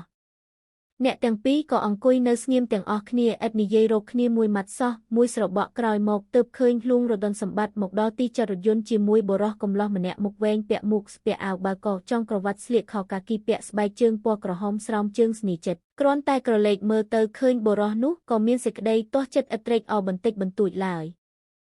ลุงរតនសម្បត្តិនិយាយថាយើងតោងប្រញាប់ទៅឥឡូវទើបបានបង្អង់យូរពេកមិនបានទេត្បិតយើងឥតដាក់កាំភ្លើងមកផងសោះក្រែងចោលប្លន់កណ្ដាលផ្លូវនាងនារីបែរទៅញឹមយ៉ាងផ្អែមខណៈដែលបុរសកំឡោះនោះឡើងមកលើរថយន្តហើយសួរថាគឺលោកបាឡាត់ដាក់កាំភ្លើងមកដែរឬ ใจเจ็ดโอนรเดินเนแต่ขนมบมปงก็บรอกำล้อนี้จีบาลัดสรกสังกายรูปเรียงแบบนี้มันกู้เซฟกุบสลายกันแรงอังกุยวิลเวิงมันอังกุยเนแต่เตอประจริตอังกุยกบายคุณเนรีกระอาดจำในขังโลกบาลัดเตะกู้ไทยปรับถาบุคคลเนรีกลมปลุยเมียนกำเพลิงเคลยจอบมกจีมวยแดลุงรตนสมบัติก่อสายชาเดเมียนมวยปนังก่อละมุมไฮโลกบาลัดhai nhẹ tơ pรับใจจัดถาบุเจงเตอเอลนี้จ่อใจจัดบาเจงรถยนต์เตอเวลีนี้ประให้จีมองบุญรัสเซียเติบดอกแต่ยืงใจจัดก็จ่อเตอไว้ตามบังกอบhaiลางบรถยนต์เจงเตอสมดาวเตอตามเพลไปเล่นสังเดดาเตอดอยสายจำกาชบ้าดำน้ำลูกพอดปีพุ่มพนมสมเปอร์พุ่มสตังกาลนาเมียนแต่เปรย์ปรึกษาละตาเวลนังพนมกรมธรรมเดดาเพลกันแต่หลมบะลางเตยแผ่นเด็กปูเตียบบดแบนจีจรานจวนก้าใจจัดกระเลกเมื่อหมกร้อยสลับแต่เคยบาลัดสรกนู้นิเยกอักไอสบายจัดจีมวยนังเนียงเนรีใจจัดก่อการโมหะคลั่งล้างไทม์เลือสิกได้มุมากาแต่เติบซาติงเตรนู้มวยจวนเตียดคลายกัดจงโกดเอาบอดกบ้าแทะเตอจงหกเรียมวยอ่อนเลอเนกบายเพลมาซินโรดรมปงเปรย์ให้ตกเหมาะเสงียมเนนังกันไหลหนุไอใจจัดกระเลกเมื่อกร้อยสลับแต่เคยพเนกรุบกู้สำลังเมื่อหมกจอมบาลัดสรกพลอดแทะปีตีอังกุยลุงรดอนสมบัติกำปงยกได้สเตียบกบ้าได้ปะตรงกิจนังดมโบรถเนียงเนรีบอิงเตรจีแต่แทะแต่จูนจีจับบังไอบานโลกบาลัดบนโต๊ะกโซฟอจังไรบรยนไออย่างไอเจเนียงเนรีเงียกดองคลวนให้บนโต๊ะถาไปจัดกอดไอมันเจบอลานเตอไอกระจายจัดใบเตอลุงรดอนสมบัติให้จุมเรียบถาหรือส้มอัตโตเตียนเปล่าประสันบาขยมบาดมันกัดจงโกดเอาเนียเตอจงหกเตกองมุกขังสดามมุกจีปานังดงกดนู้จีประกอบให้เพื่อเอาโคดเปยูจิงแคละจงหกนี้เตอเตียดโลกเนียมุกตัวตุ่มนงจีโยโดยชนอได้ให้ใจเจ็ดไปหมกมือขังกร้อยก็ประเทศนังพเนกได้สำลังสำหลอดดะจีจรานดองจรานเกลียจรานตลอดรถยนต์เตอเตียบโดยธรรมดาแต่เนียงเนรีสังเกตโยดังดอจุมไรเจ็ดกลุ่มนี้ตรบใจเจ็ดแต่การนาเนียงเทวจิสนัสนานังบาลัดสรกนู้รถยนต์ก็กระไลเคลงโคลงรกก็แทะจงหกหรือดาคอเพลเตอร์สเตอร์แต่มันเฮียนนิเยเอาไว้นังโลกบาลัดเตียบตั้งปีนุหมกเนียงก็ดังคลูนทาใจเจ็ดเมียนบ่มนองเอาไว้ขนมคลูนเนียงลูกรถบอพดพุ่มเปรย์ได้เตยง่ายบันติกก็ตกเงาะรถมาซินเติบใจเจ็ดโลดจอเตอร์เลิกเครื่องมาซินเมื่อสลับแต่เฟื่อมอดวิกระแงวเนะจีแต่งกรุบคณีเมียนสิกได้ปลุยจีจรานเติบลุงรถดอนสมบัติได้เมียนสิกได้ปลุยจรานจิงเกก็จอกปีรถยนต์เตอซัวใจเจ็ดถามาเด็กเตอเตียบบานหรือเต้ละมมไกกลบานหรือเต้ใจเจ็ดกระวีกบ้าได้อสังคมให้จุมเรียบเตอถาอุเตียนเปล่าบอเตอเตียบมันบานเต้โคตรองกันไหลสำคัญได้ขยมบาดเฟื่อมันกาตองเตอจูเจนกระลังดะจิตไม่เติบบานเนรีกมาดองนิสไรเดอให้เนียงไปได้คลุนเลอปุกรถยนต์ได้อากาออกกำลังจีจรานโลกบาลัดจ่อปียนต์ดาวมกโชจำปีมกใจเจ็ดให้ถาก็กวดไอบอรดยางไม่นังต่อแต่โคจรอใจเจ็ดชลายเคลยถาก็ขยมบาดบอโดยยางมนุษย์ธรรมดาโลกก็บ้านเคยหนังแผนกสลับหายโลกบาลัดคำหมดหายถาบากวดไอมันบอเอาแคละจงหกอ่ำบันมันนี้ก็กุ้งมันโคดดอมหลังแด7 กิโลกึดถาขยมบาดคลายบอเอาแคละจงหกเรือไว้บาลัดหรือเพลเมียนตอกไม่ก็กวดไอมันบอเอาตรองเตอตามเพลเมียนแต่กวดไอคลายเฟื่อเอาแคละจงหก7 กิโลถาโดยมันได้ก่อบานแต่ขยมบาดมันบานคลายเฟื่อเอาเวียแคละจงหกเตบาลัดต้องประหยัดสมได้บันติกกวดไอจัดก็ขยมบาดบ้านนิเยดอยสมได้กู้สมนาให้เตียนเปล่าบาลัดดูไม่กดไอประหารมาเลยไกลกดไอกรอนแต่จีเนซีชนูเกเตใจเจ็ดสายจำออกบันติกหายถาก็ขยมบาดจีเนซีชนูเกแมนแต่มันแมนซีชนูโลกบาลัดเตลุงรตนสมบัตินักรุมคานนังสมได้นิเยเจคเนียนุก็ห้ามปรามเตอถาก็ชบนิเยปนนังหายโลกบาลัดการนิเยเจคเนียนกรีนิเวียมันเมียนประโยชน์เอาไว้ลายโบราณโลกถาสับมวยได้ปลายมวยจับแมนเตเนรีจ่อยังกึดเฟอโดยมาได้เติบเตอดอกเตเนียงสู้ดอยสิกได้ปลุยบารอมจีจรานลุงขนังหายป้าก็มันดังกึดโดยมาได้ได้ใจเจ็ดได้โจเตอโรคลุงรดอนสมบัติให้นิเยจุมเรียบถายังต้องรงจำเนตีนี้ตุ่มร้อมเมียนรถยนต์นามวยหมกดอตีนี้ประสันบาคมินเตก็ต้องแต่สนะเนตีนี้มวยยกบาหนังดาเจิงเตอแกล้งแต่เปียกันดาเทียบเติบดอกเตโลกลุงดอกดองหามทมเนียงเนรีสู้โลกอปกดอยสิกได้วัตถายังต้องแต่เด็กสนะขนมเปรนี้มวยยกเตอรุปาลุงรตนสมบัติเนี่ยมุกหายถาโกนเคยเตเวลีนี้มองบุญรัสเซียให้รมวยโกนจ้องดาวเมื่อก็ตามจิตเนียงเนรีกวีกบาหายถาเตป้าตุ่มร้อมดาวดอโกนมุกจีสลับเปียกันดาเพลมันคานลาย ใจเจ็ดสายลางเนียงเนรีใบเตอร์สำลังจมกให้สู้ทากดไอสายเอใจเจ็ดยำแยมตามธรรมดาให้ทากกขยมบาดสายนังกำปรกมวยนุเตตาเวียเหาะโลดปีดามสรมอเตอดามกันตูดเปรยเวียพลอดจำนับแถลหมกดอได้เจ็ดประกัดบานขยมบาดสายนังเวียเนียงเนรีเก็บให้เก็บปรุยรอขณีไอกึดแต่ปีสายสบายเจ็ดคือบ้านจีขยมสายปีปรุสับนุมีนเชิงดอเตอบุญเนแต่พลอดจำนับแถลดอได้ต่อแต่บ้านโดยชนเตตาเนียงมันชลายตอบเตอเวงเตกรอนแต่สำแดงอาการมันกอบเจ็ดปนแต่เนียงทลอบสำแดงเกริยาโดยชนจีนิกใจเจ็ดทนักนังนิสัยแบบนี้หมกจรานกรีหายเติบมันเมียนเจ็ดปรุยบารอมเอาไว้แทนเตียงโยธาสตรีกามันสำแดงเกริยาคลักเหงาะคลาเตก็มันล้อเมื่อได้กรอนแต่กลมเอาจรุลหูเป็ดปนเนาะไอเนียงเนรีนักปรารบนังครูนไอทาก้นชนูกำลูนี้จำไลจินชนูดเตยเตียดจีเนเมียนอำนูดบันเต็กแทนเตียงปราสมเดมันเจ๊กลายเจ็ดนาเตแต่เวียเจนิเยสมหัดสมพอเติบเนียงโจเจ็ดนิเยริเจกปีเรื่องเอาไว้เล่งโลกบาลัดดาวเชียงหมกบายเนียงเนรีไฮสูธาจอแฮดไอก็คนเนรีโจเจ็ดเตอร์นิเยชลายชลองนังอักเมงกำล้อนุ่มมาเลยเนรีโนนาปรับโลกธาขยมโจเจ็ดเตอร์นิเยชลายชลองนังเวียบาลัดก็ขยมบาดเคยนังเพนกบานเคยเวียนิเยเจกนังคนต่อแต่คนต่อจรอบเวียมลังไฮเนคนเตอร์นิเยเจกนังวีเตียบวีเขมงประหารมันเจกูสมเตคนปีนัดเมื่อวีออยแมนเตนจอเนียงเนรีเนี่ยมุกตุมนงโยโดยชนได้ให้ชลายธาเดธากรรมกรนี้ประหารบันติกแมนแต่อุตสาห์เฟื่อกานะโลกบาลัดคือประหารชีวิตเติบหมกเนเตบ้านจีปีดำมันได้เคยสอเนรีธาวีเติบนังหมกเนแมนประหารจีงปรามมวยแค่ปนนังปุกขยมกอดเมียนเจ็ดอานัดเมตาโดยเคยธาจีมนุกรมเปรียปุกมาได้ให้บ้านประโกลเอาจิกอันดงตะบงเนติขังกาดได้เติบนังบาดทำไมนิเยขณีบานตรำปนเนก็สลับไตสมเลงลุงรดนสมบัติไสร์ให้เนียงเนรีให้ปรับธาเนรีโกนจัดแจงดำใบตะเตอปุกนักเคลียนใบนาให้เอาใจเจ็ดรกออกเพลิงพองใจเจ็ดโจหมกเจ็ดให้สูธาบุคคลนังเอาขยมบาดจุยเฟื่อกาไว้คลาโจปรับหมกจ่อเนรีกุเตอรกทมใบดมหมกให้รกออกบังกัดเพลิงลางพองเนียงบังกอบเตอโลกบาลัดธาโลกบาลัดอานัดยกสัจดะกำปองหมกเอาขยมปีกำปองนังสันไดโฮลานเพอพองกำล้อแต่งปีเนี่ยก็เฟื่อกาบกบโอนเนียงกระมมอย่างเมืองมัดไอใจเจ็ดบ้านดมทมโดยใบดมให้ดะดมเรียบขณีจีมุมเจืองกรานให้เตอรกกัดออกหมกบังกัดเพลิงแช่ดงโกลางคนนังเอาขยมบาดเฟื่อไว้เตียดใจเจ็ดสูเนียงคณะได้บังกัดเพลิงรูดหายเนรีจีนไตรชาสัจโกนังสันไดเตรงยังขมิ้นควาเตใจเจ็ดตองรกควาหมกเจ็ดเอเตียนเปล่าตีนี้มันแมนซาสังกายเตจ่อเอาขยมบาดเตอรกแอนาหมกจูนคนบานเนียงดอกดองหามทมให้ปรับธานี่เพราะตรลังมาได้ก็มันโยกาไว้ซอกขยมกรอนแต่เอาเตอรกพิกเอาไว้มุยสัมแปดก่อบานให้สำหรับยกหมกเจียนชาปนเนาะใจเจ็ดยำหายธากับปนังเตให้สตุกรอกเตอไอรถยนต์เลิกปวกกำราอังกุยลางมือคืนจานสปอนสัมแปดกันเลิกบังฮันเตอเนียงเนรีธาแบบนี้บานหรือเตตั้งอมปีใจเจ็ดโจหมกในโจกรนังเนรีเนียงมันได้ยำมาดองซอเติบแต่เปนี้เนียงก็ยำจุ่มนูเปียตอกเรียดำบงลูเลียงจานสปอนรุ่ยหายใจเจ็ดก็ดะเลอเจืองกรานบันดอหาซอนหนูไอเนรีก็ยกคลางจรุกดะเจียนขนมจานนุใจเจ็ดก็ยกสลักถนอดเบาเพลิงเอาแช่ลางต่อแต่เพหอยตรบลางต่อแต่เนียงปรับเอาฉกเบาเจ็ดกะนังค้นกับปีศาแต่สัจเตเหมือนดำใบเตใจเจ็ดสู้เนียงดอยแฮดเหมือนเคยเนียงดำใบสอเนรีกเอาแมนหายเจ็ดขยมเพลกเชิงโจยืงดะชนังแอนาดำใบเนาะเนียงหนีเย่ให้สำลังมุกใจเจ็ดตุ่มนงส้มเอาจุยกึดกูพองใจเจ็ดดังตุ่มนงก็รถเตอไอรถยนต์มาดองเตียดโรคบ้านกำปองเบียมวยทมบักดูยกสัจเบียเจงจับเอาหายก็เวอร์หมกรกเนรีสูธาแบบนี้ปราบานเตคนเนียงเนรีย้ำตัวมาดองเตียดเจ็ดมาดองนี้ย้ำเจงหมกดอยสุดเจ็ดเอ็ดคลายบันติกลายกรีนี้ได้ใจเจ็ดคืนธาคุณเนรีเจ้าไวกระมมรบเกนี้เมียนเกริยาต้นพลุนปแอมละแฮมจำไหลนะเนรีกประหายจีปรากาบานเจ็ดอินิงตอบเตอดอยสมได้ธรรมดา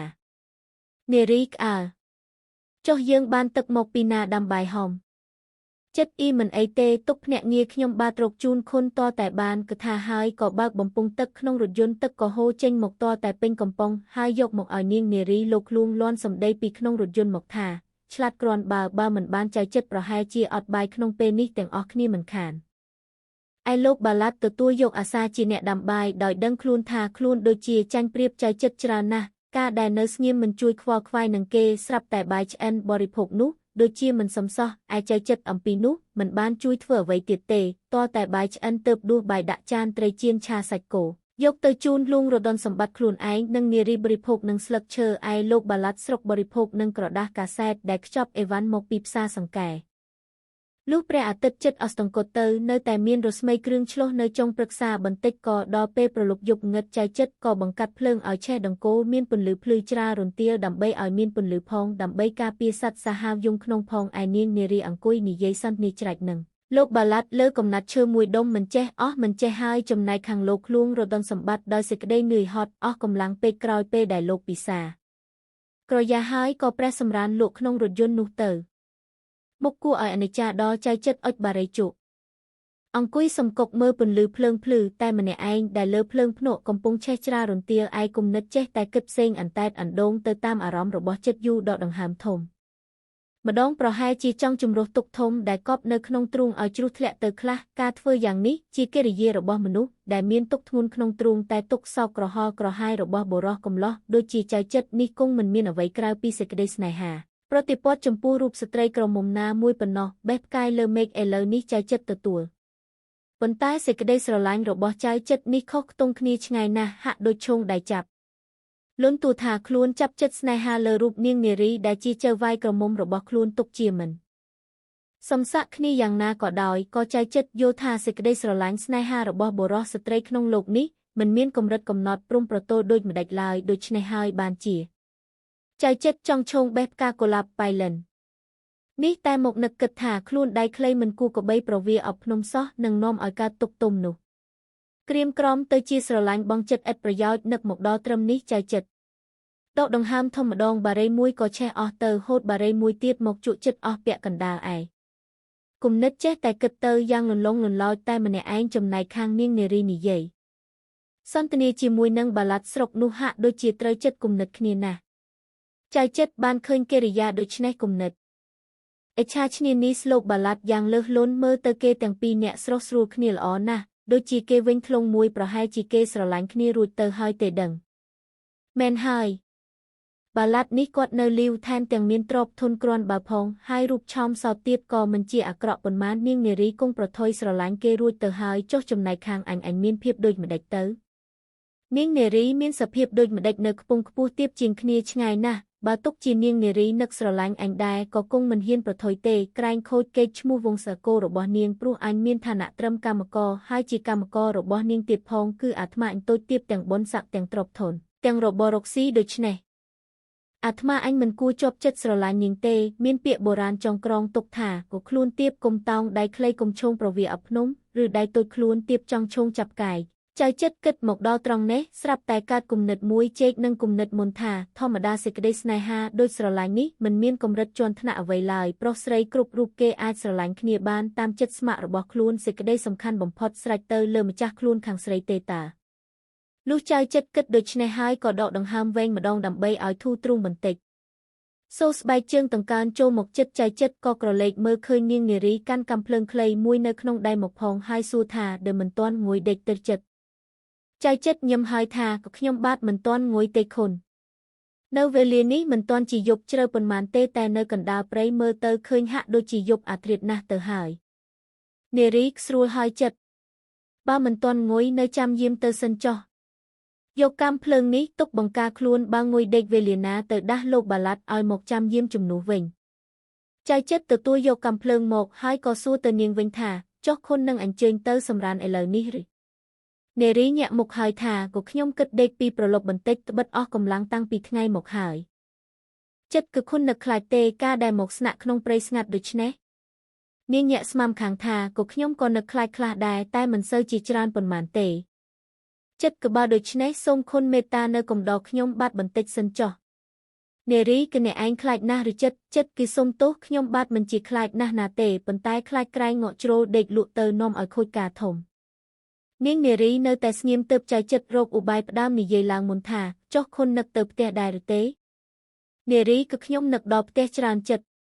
ព្រោះមិនមានចាស់ទុំនៅចាំផ្ទះសោះឡើយចិត្តព្រឹកស្អែកនេះគង់តែបានទៅដល់ផ្ទះទាំងអស់គ្នាចៅចិត្តនិយាយបន្តិចស្ទើរតែមនុស្សហើយថា បើយប់នេះមិនមានរថឬទេមកតាមផ្លូវនេះទេខ្ញុំបាទនឹងក្រោកពីយប់ចេញដើរទៅប្រហែលជាថ្ងៃរសៀលគង់វិលមកទទួលខុនត្រឡប់ទៅដល់ផ្ទះទាំងអស់គ្នាមិនខាននារីក្តោបទៅរួចចិត្តត្បិតផ្លូវពីនេះទៅផ្ទះយើងវាឆ្ងាយក្រែដែរមិនមែនចិត្តទេចិត្តទុកជារួចមិនរួចក៏ខ្ញុំបាទត្រូវតែទៅបើខ្ញុំបាទមិនទៅទេមុខតែនាំគ្នាដេកផ្លូវនៅទីព្រៃនេះជាច្រើនយប់ទៅទៀតមិនខានទេនោះនៅខុនព្រះចន្ទនឹងផ្កាយតូចនៅខាងគ្នានោះល្អមើលណាស់ខុនគប់ចិត្តនឹងធម្មជាតិនោះដែរឬទេឯខ្ញុំបាទចូលចិត្តណាស់នាងនារីសម្លឹងមើលទៅតាមដៃដែលចៅចិត្តចង្អុលប្រាប់ព្រមទាំងចិត្តគំនិតក៏រីករាយទៅជាមួយផងឥឡូវនេះនាងបាត់ស្អប់ខ្ពើមចិត្តហើយបែរជាមានសេចក្តីពេញចិត្តថែមទៀតផងចៅចិត្តជាប្រុសកំឡោះដំបងដែលធ្វើឲ្យនាងមានចិត្តគំនិតយ៉ាងចម្លែកប្លែកជាងពីមុនមកឯកម្លាំងរបងរឹងរូសរបស់នាងក៏ថយខ្សោយចុះទៅជាលំដាប់ឥឡូវចិត្តនាងបែរជាទន់ភ្លន់ល្វន់លៃដូចជាក្រមួនត្រូវកម្ដៅថ្ងៃចៅចិត្តសម្លឹងមើលដួងច័ន្ទទៅដោយអាកាសស្ងាត់ស្ងៀមតែខាងក្នុងចិត្តដូចជាអន្តែតអណ្ដូងយ៉ាងចម្លែកភ្នែកក៏មើលធម្មជាតិដ៏ល្អល្អនៅខាងមុខហាក់ដូចជាមិនដឹងខ្លួនថានាងនារីដែលជាគោលាបក្រពុំព្រំចារីនៅក្បែរខ្លួនឡើយការនាងឃើញចៅចិត្តនៅសំងំស្ងៀមដូច្នេះហើយយឺសូដកដង្ហើមវែងម្ដងទើបសួរខ្សឹបថាកើតទុកអីចិត្តគីបាទខ្ញុំបាទកើតសេចក្តីអផ្សុកយ៉ាងចម្លែកនាងនារីញឹមបន្តិចហើយសួរថាដូម៉េចក៏អផ្សុកនឹកក្រមុំស្រុកសង្កែចៅចិត្តសើចយ៉ាងសោះក្រហើយសួរថាក៏ស្រុកសង្កែឬខុនខ្ញុំបាទឥតនឹកនាបន្តិចឡើយតាមដោយពិតនោះវាជាស្រុកស្រណុកសប្បាយសម្រាប់អ្នកមានធនធានឯអ្នកទីតក្រដូចរូបខ្ញុំបាទនេះមិនបានអ្វីនាំឲ្យជាប់ចិត្តបន្តិចឡើយនារីសើចហើយសួរទៀតថាចុះស្រុកបៃលិននេះតាំងពីចិត្តមកនៅតើនាំឲ្យបានសប្បាយចិត្តជាងនៅស្រុកសង្កែចិត្តគឺបាទបៃលិនឲ្យសេចក្តីសុខដល់ខ្ញុំបាទច្រើនណាស់ដល់ទៅនឹកចង់ផ្ញើឆ្អឹងនៅនឹងស្រុកនេះតែម្ដងនារីចុះខណៈនេះអ្នកឯងនឹកនរណាបានជាមានទឹកមុខក្រៀមក្រំខ្លាំងម្លេះការនាងនារីផ្លាស់សពថ្មីពីចៅចិត្តយីមកជាអ្នកដូច្នេះធ្វើឲ្យចៅចិត្តមើលមុខនាងនារីសម្លឹងតតែនាងនារីងាកមុខចេញបែរមើលស្មៅនៅចិញ្ចើមថ្នល់ចិត្តគឺខុនប្រើពាក្យថាគឺអ្នកជំនួសចិត្តនោះដូចជាខ្ពស់ពេកសម្រាប់ខ្ញុំបាទសូមឲ្យខុនមានប្រសាសន៍ដូចមុនល្អជាងនារីស្ងៀមមួយស្របក់ហើយពោលថាក៏ខ្ញុំគប់ចិត្តប្រើពាក្យនេះជាងវាមិនខ្ពស់ហួសទេជាពាក្យសុភាពគួរសមហើយចៅចិត្តនៅស្ងៀមទៅនាងនិយាយទៅទៀតថាអ្នកឯងមិនទាន់ឆ្លើយពាក្យសួររបស់ខ្ញុំនៅឡើយខ្ញុំសួរថានៅបៃលិនឲ្យសេចក្តីសុខអ្វីដល់អ្នកឯងខ្លះចិត្តគេឲ្យច្រើនយ៉ាងណាស់ខុននារីក្អើអ្វីខ្លះចិត្តគេឲ្យមានរបរធ្វើការរកស៊ីដោយសុចរិតធម្មជាតិដ៏ស្រស់បោះគួរជាទីត្រេកត្រអាលខ្យល់អាកាសក៏ល្អសេចក្តីសុខឥស្សរភាពនឹងនារីនឹងអ្វីទៀតនាងឃ្លេចសួរចៅចិត្តសម្លឹងមើលមុខនាងដោយសេចក្តីប៉ុនប៉ងអ្វីមួយនៅខាងក្នុងចិត្តហើយនិយាយខ្សោស្ទើរជាខ្សឹបថានឹងសេចក្តីស្នេហានារីគឺសេចក្តីស្នេហានាងផ្ទួនពាក្យឡើងទឹកមុខក្រហមព្រៀងចិត្តឧទានប្រោសសេចក្តីស្នេហារបស់ខ្ញុំបាទជាសេចក្តីស្នេហាដ៏បរិសុទ្ធពិតប្រាកដណាស់ហើយជាស្នេហាដែលផ្ដើមកើតឡើងជាដំបូងបង្អស់ក្នុងជីវិតរបស់ខ្ញុំបាទនេះផងនាងនារីហាក់ដូចជាដឹងដល់ដួងចិត្តរបស់ចៅចិត្តដែលតែធ្វើជាឥតដឹងឥតយល់អ្វីដល់តិចឡើយហើយសួរទៅទៀតថាអ្នកឯងស្រឡាញ់អ្នកណាចិត្តក៏ខ្ញុំស្រឡាញ់ស្រីម្នាក់យីនារីក៏ខ្ញុំដឹងហើយថាស្រឡាញ់ស្រីតែស្រីនោះនៅឯណាឈ្មោះអ្វីឬមួយនាងម៉ាយ៉ុងកូនក្រមុំតាម៉ងយកមេអណ្ដូងត្បូងមួយនៅខាងជើងផ្ទះយើងឬនាងថាហើយសើចយ៉ាងស្រួលចិត្តគឺក្រវីក្បាលជំនួសពាក្យតបនារីក្អើយ៉ាងចឹងនាងណាអះឬមួយនាងព្រមកូនក្រមុំតាសុនចៅចិត្តក៏ក្រវីក្បាលទៀតជាសេចក្តីបដិសេធថាមិនមែនទាំងអស់នាងនារីញឹមស្រួលដោយអស់សំណើចនឹងចៅចិត្តហើយថាប្រហែលជាអាមួយកូនចឹកសេងលក់ទឹកកកនៅមុខផ្ទះយើងទេដឹង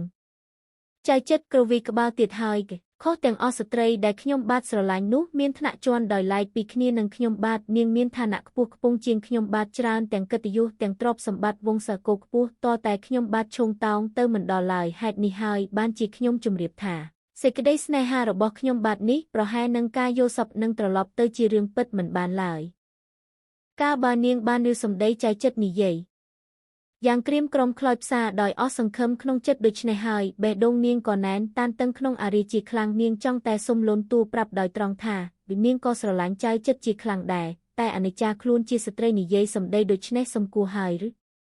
ឯសម្ដីចៅចិត្តគ្រប់ម៉ាត់នាងស្ដាប់បានទាំងអស់ឥតមានខ្វះកន្លះត្រង់ណាមួយម៉ាត់ត្បិតខ្លួននាងមានវ័យចម្រើនធំហើយមិនមែនកូនក្មេងតូចទើបនឹងលែងបើដោះកាលណាប៉ុន្តែនេះវារហ័សពេកណាស់ចិត្តអើយ នឹងបញ្ចេញប្រាប់រស់រាន់ដូចម្ដេចបានក្នុងថ្ងៃណាមួយចិត្តគង់បានដឹងថានារីឥតស្អប់ខ្ពើមទេថែមទាំងមានចិត្តស្នេហាស្រឡាញ់ទៀតផងមិនឥឡូវឥឡាទេជាវេលាយូរថ្ងៃខែមកហើយ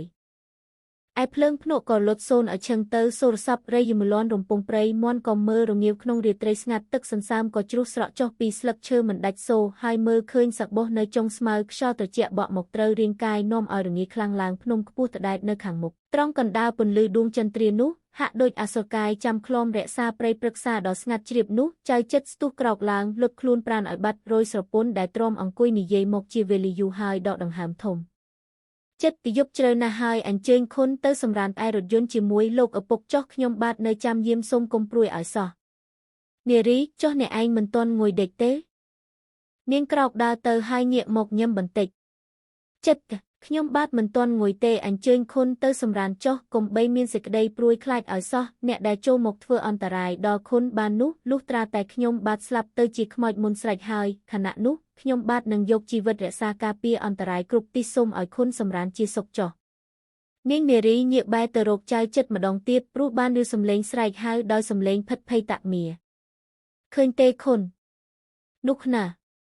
ពន្លឺភ្លើងចម្លែកណាស់នាងនារីសម្លឹងមើលតាមដៃដែលគេចង្អុលប្រាប់ក៏បានឃើញពន្លឺភ្លើងដូចនេះមែន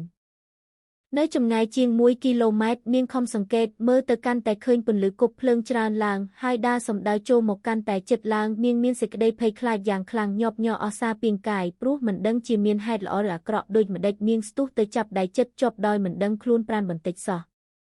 ចៅចិត្តច្រកគ្រាប់កាំភ្លើងរួចស្រេចប្រាប់នាងនារីឲ្យទៅដាស់លោកឃ្លួងនិងលោកបាឡាត់ឯរថយន្តមួយស្របក់ជនទាំង3នាក់ត្រឡប់មកវិញព្រមគ្នាលោកឃ្លួងសួរយ៉ាងស្លឹកស្លក់ថាកើតអីណាចៅចិត្តចង្អុលទៅពន្លឺដែលកំពុងតែចូលចិត្តមកហើយថាទៀនប្រោសសូមពិនិត្យមើលគប់ភ្លើងនោះមិនទាន់ដឹងជាអ្វីទេប្រហែលជាពួកចោរទេដឹងលោកបាឡាត់និយាយឡើងមុនគេប្រហែលជាពួកចោរមែនចៅចិត្តថាផ្ទួនការចៅចិត្តនិយាយដូច្នោះហើយលួងរដុនសម្បត្តិនិងលោកបាឡាត់ក៏នាំគ្នាទៅរថយន្តរកបានដែកក្រវ៉ៃរថយន្តមួយម្នាក់សម្រាប់ប្រើជាអាវុធបង្ការខ្លួនឯនាងនារីញ័រខ្លួនចំប្រប់ដោយកូនសត្វឈរនៅក្បែរចៅចិត្តចាប់ដៃនាងជាប់ហើយប្រាប់ថាកុខុនគុំតក់ស្លុតឲ្យសោះធ្វើចិត្តឲ្យក្លាហានឡើងខុនភ្លេចពាក្យដែលខ្ញុំបាទបានសន្យានឹងខុនហើយឬនាងមិនតបដូចម្ដេចឡើយគ្រាន់តែចាប់ដៃជាប់ដោយភ័យស្លន់ចៅចិត្តប្រុងខ្លួនយ៉ាងអង់អាចរងចាំពេលវេលាដែលនឹងមានមកដល់ឥឡូវនេះជាពេលវេលាដែលមិនទាន់ដឹងជាមានហេតុភេទដូចម្ដេចកើតឡើងនៅខណៈនោះទេនៅទីបំផុតស្រាប់តែសំឡេងស្រែកហូរកងរំពងនាកណ្ដាលព្រៃស្ងាត់នាំឲ្យដឹងថាពួកចោរនោះមានចំនួនច្រើនអ្នកហើយឬសូកាំភ្លើងច្រើនណាត់បាញ់តម្រង់មកមានគ្រាប់កាំភ្លើងខ្លះធ្លាក់នៅខាងមុខចៅចិត្តក៏មានអ្នកទាំងពីរគឺលោកឃ្លួងនិងលោកបាឡាត់ថយក្រោយទៅយករថយន្តជាគ្រឿងកំបាំងអន្តរាយលួងរដុនសម្បត្តិទុកជាចាស់ហើយក៏ពិតមែនតែនៅមានស្មារតីរហ័សរវាងរវៃណាស់សុំជាបុរសឯលោកបាឡាត់ស្នើស្លក់ខំលូនចូលទៅនៅខាងក្រោមរថយន្តឯងនាងនារីមិនព្រមឃ្លាតឆ្ងាយពីចៅចិត្តឡើយនៅតែចាប់ដៃជាប់ស្អិតក្នុងខណៈនោះចៅចិត្តអែបបំបាំងខ្លួននឹងដើមស្រឡៅធំសូរសំឡេងហូរកឹកកងរំពងនោះកាន់តែជិតមកចៅចិត្តខំថ្មិញយ៉ាងណែនផ្គងកាំភ្លើងប្រុងស្មារតីយ៉ាងអង់អាចត្រៀមខ្លួនចាំទល់នឹងសរើដើម្បីការពារស្រីជាទីស្រឡាញ់ពេញចិត្តរបស់ខ្លួនជីវិតខ្លួននិងអ្នកទាំងអស់គ្នាពួកមហាចៅក៏បាញ់កាំភ្លើងគ្រាប់ប្រាយាមកបាច់សាច់ដូចជាគ្រាប់ភ្លៀងតែឥតត្រូវរាងកាយនរណាមួយឡើយព្រោះទីនោះជាទីងឹតឆ្លុបចាក់ភ្នែកពុំយល់ចំណែកខាងពួកចៅមានគប់ភ្លើងភ្លឺសន្ធោសន្ធៅពេញទាំងព្រៃដូច្នេះបានជាគ្រាប់កាំភ្លើងដែលចៅចិត្តបាញ់ទៅគ្មានខុសមួយគ្រាប់ចៅខ្លះបាក់ដៃខ្លះបាក់ជើងខ្លះដួលចង្ក្រាងទៅក៏មានតែគ្រាប់កាំភ្លើងមានតិចពេកបានជាមិនអាចនឹងប្រហារចៅដែលមានចំនួនច្រើននោះឲ្យមានជ័យជំនះបានឡើយចៅចិត្តខំអស៊ូយ៉ាងក្លាហានដើម្បីការពារជីវិតខ្លួននិងជីវិតស្ត្រីសម្លាញ់របស់ខ្លួនដោយអង់អាចឥតខ្លាចស្លាប់បន្តិចឡើយហេតុភេទដែលមុខគួរឲ្យស្ញប់ស្ញែងនេះនៅមិនទាន់ដឹងជាខាងណាចាញ់ឬឈ្នះឡើយពួកចោរទុកជាត្រូវគ្របដួលទៅជាច្រើនអ្នកហើយក៏ដោយក៏ឥតរួញថយក្រោយហើយមានតែរុកចូលមកថែមកាន់តែច្រើនឡើងហើយចូលមកចិត្តទៅឥតឈប់ឈរកាន់តែចិត្តខ្លួនគ្រប់ខណៈចៅចិត្តបែរមកអោបនារីជាប់ហើយនិយាយខ្សឹបប្រាប់នឹងត្រជាថាគ្រាប់កាំភ្លើងនៅសល់តែមួយគ្រាប់ទេខុននារីខ្ញុំបាទសូមលន់ទូជំរាបខុនដោយស្មោះត្រង់ថាខ្ញុំបាទមានចិត្តស្រឡាញ់ខុនក្រៃលែងជាងជីវិតរបស់ខ្ញុំបាទទៅទៀតត្បិតក្នុងខណៈនេះពេលវេលាកាន់តែជិតដល់ទីបំផុតហើយខ្ញុំបាទនឹងទ្រាំលាក់យូរទៅទៀតពុំបានព្រោះអវសាននៃជីវិតខ្ញុំបាទកាន់តែចូលទៅជិតដល់ស្រុកខ្មោចហើយ คุณเนรีขยมบาดเตอแต่สลับขนมกรีนิหายចុះពួកវាគ្នាច្រើនណាស់វាគង់មិនទុកជីវិតខ្ញុំបាទឲ្យរស់នៅទេឯក្របកាំភ្លើងមួយក្របនេះខ្ញុំបាទនឹងចេញទល់ការពារគុណដោយយកជីវិតខ្ញុំបាទចេញរងជំនួសសូមឲ្យគុណរត់ទៅពួនចុះខ្ញុំបាទនៅស៊ូនឹងពួកវាចៅចិត្តសំដែងកិរិយាសោកស្ដាយស្រណោះអាឡោះអាឡៃយ៉ាងពន្លឹកហើយស៊ូបញ្ជាក់ថែមទៀតថាស្រឡាញ់បងទេនារីចាំស្រឡាញ់ចិត្តខ្ញុំស្រឡាញ់ចិត្តរបស់នារីតែមួយនេះជាបណ្ដូលចិត្តរបស់នារីនាងនិយាយទាំងទឹកមុខដោយក្តីរីករាយភិតភ័យលីឡំគ្នាស្ទើរនិយាយមិនចេញចិត្តគឺស្រឡាញ់ខ្ញុំអបបណ្ដូលជីវិតរបស់បងតែប៉ុណ្ណេះបងថ្មិចភ្នែកស្លាប់ជាសុខហើយប្អូនមានប្រលឹងនៅវេលាដែលនារីងាកទៅពួននឹងគោលស្រឡៅវិញចៅចិត្តក៏តម្រង់កាំភ្លើងបាញ់ទល់នឹងពួកចោរស្រាប់តែសូរស្រែកយោយឡើងដោយឈឺចាប់យ៉ាងខ្លាំងចៅចិត្តយកដៃអបដើមទ្រូងនារីឃើញដូច្នេះក៏ញ័ររន្ធត់ទាំងខ្លួនប្រាណចៅចិត្តស្រែកប្រាប់នារីថាក៏ខ្ញុំត្រូវគ្រាប់របស់ចោរហើយខុននារីស្រែកធ្ងោតែក្នុងបំពង់ក៏ហើយមានឈាមហូរចេញពីខ្លួនក្រហមច្រាហើយប្រាប់ថាបុគ្គលនារីកុំនៅរត់ទៅជាប្រញាប់ទើបផុតអំពីកណ្ដាប់ដៃពួកចោរនាងទើបតែងើបពីគោស្រឡៅស្រាប់តែសូប៉ាំងជាច្រើនណាត់បាញ់មកទៀតទើបនាងមុជក្បាលពួននៅគោស្រឡៅទៅវិញឯចៅចិត្តក៏ដួលសន្លប់លើផ្ទៃផែនដីនៅត្រង់នោះឯង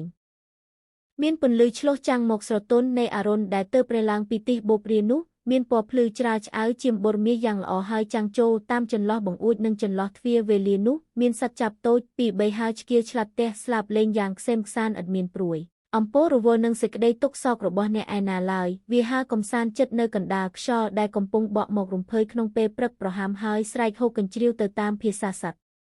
ឯចៅចិត្តប្រែខ្លួនភ្ញាក់ស្មារតីឡើងហើយស្រែកធ្ងោដោយសេចក្តីឈឺចាប់យ៉ាងខ្លាំងហើយបើកភ្នែកក្រឡេកមើលទៅជុំវិញ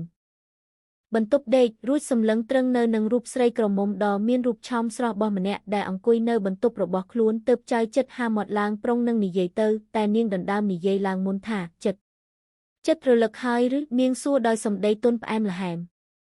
ចៅចិត្តសួរនាងថាក៏ខ្ញុំបាទនៅឯណាខុននារីចុះហេតុដូចម្ដេចបានជាខ្ញុំបាទមិនស្លាប់នាងតបថាចិត្តមិនស្លាប់ចិត្តចាំមិនបានទេទីនេះជាបន្ទប់របស់ចិត្តឯងតែគេបានកែប្រែឲ្យបានស្រួលដើម្បីឲ្យមានអាកាសល្អឡើងការរំជែកនៅនឹងដបចោលក្លិនក្រអូបឈ្ងុយឈ្ងុបពេញល្វែងបន្ទប់នារីរំកិលចូលមកចិត្តអ្នកជំងឺហើយសួរពីសាបបរតិចិត្តនាយចិត្តក្រវីមុខយ៉ាងសន្សឹមហើយថាអរគុណច្រើនខុននារីខ្ញុំចង់ដឹងថាខ្ញុំបានត្រឡប់មកដល់ទីនេះបានដោយហេតុយ៉ាងណាហើយពួកចោរទៅឯណាអស់ទៅនាងនារីញឹមប៉ប្រៃហើយថាគឺយ៉ាងនេះនៅពេលវេលាដែលចិត្តត្រូវចោរបាញ់ដួលសន្លប់នៅពេលនោះស្រាប់តែតាសុនបរយន្តមួយធំមកតាមយើងហើយមានគ្នាច្រើនផងគាត់ប្រាប់ថាឃើញពួកយើងបាត់ទៅយូរពេកគាត់មានសេចក្តីព្រួយបារម្ភក្រែងមានគ្រោះថ្នាក់តាមផ្លូវទើបគាត់សុំខ្ចីរថយន្តមកថងយកទៅទទួលយើងស្រាប់តែប្រទះនឹងពួកយើងកំពុងច្បាំងនឹងពួកចោរហើយគាត់ជួយស្រែកហូបអើពួកចោរតតែពួកចោររត់ខ្ចាត់ខ្ចាយចូលព្រៃអស់ទៅទើបពួកយើងនាំគ្នាលើកចិត្តតាក់រថយន្តមកផ្ទះនេះហើយលោកឪពុកឲ្យមនុស្សទៅអញ្ជើញគ្រូពេទ្យមកពិនិត្យរក្សាអាការរបួសរបស់ចិត្តស្ដាប់បានទេនាយចិត្តដកដង្ហើមធំដោយអាការធូរក្នុងទ្រូងជាច្រើនសម្លឹងមើលទៅវងភ័ក្ររបស់នារីហើយពោលថាក៏ខ្ញុំបាទគួរតែស្លាប់នៅក្នុងព្រៃនោះប្រសើរជាងមិនគួរនាំខ្ញុំបាទមកទីនេះទេត្បិតនៅទីនេះខ្ញុំបាទមុខជាស្លាប់ដោយអាការក្រំចិត្តមិនខាន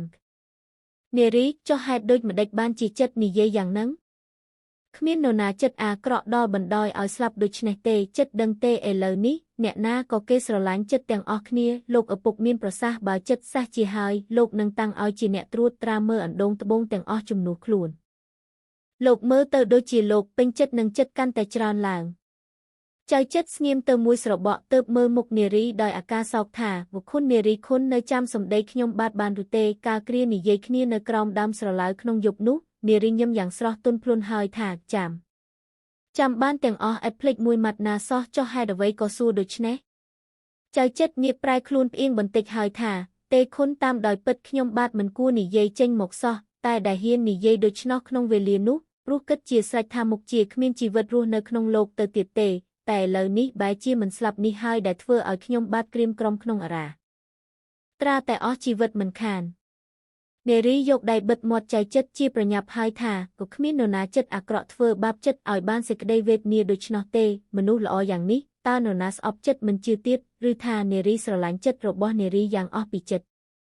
ใจចិត្តញឹមហើយថាជឿអស់ពីពោះប៉ុន្តែនឹងមានប្រយោជន៍អ្វីការបើឋានៈរបស់យើងខុសគ្នាឆ្ងាយណាស់ហាក់ដូចជាមេឃនឹងដី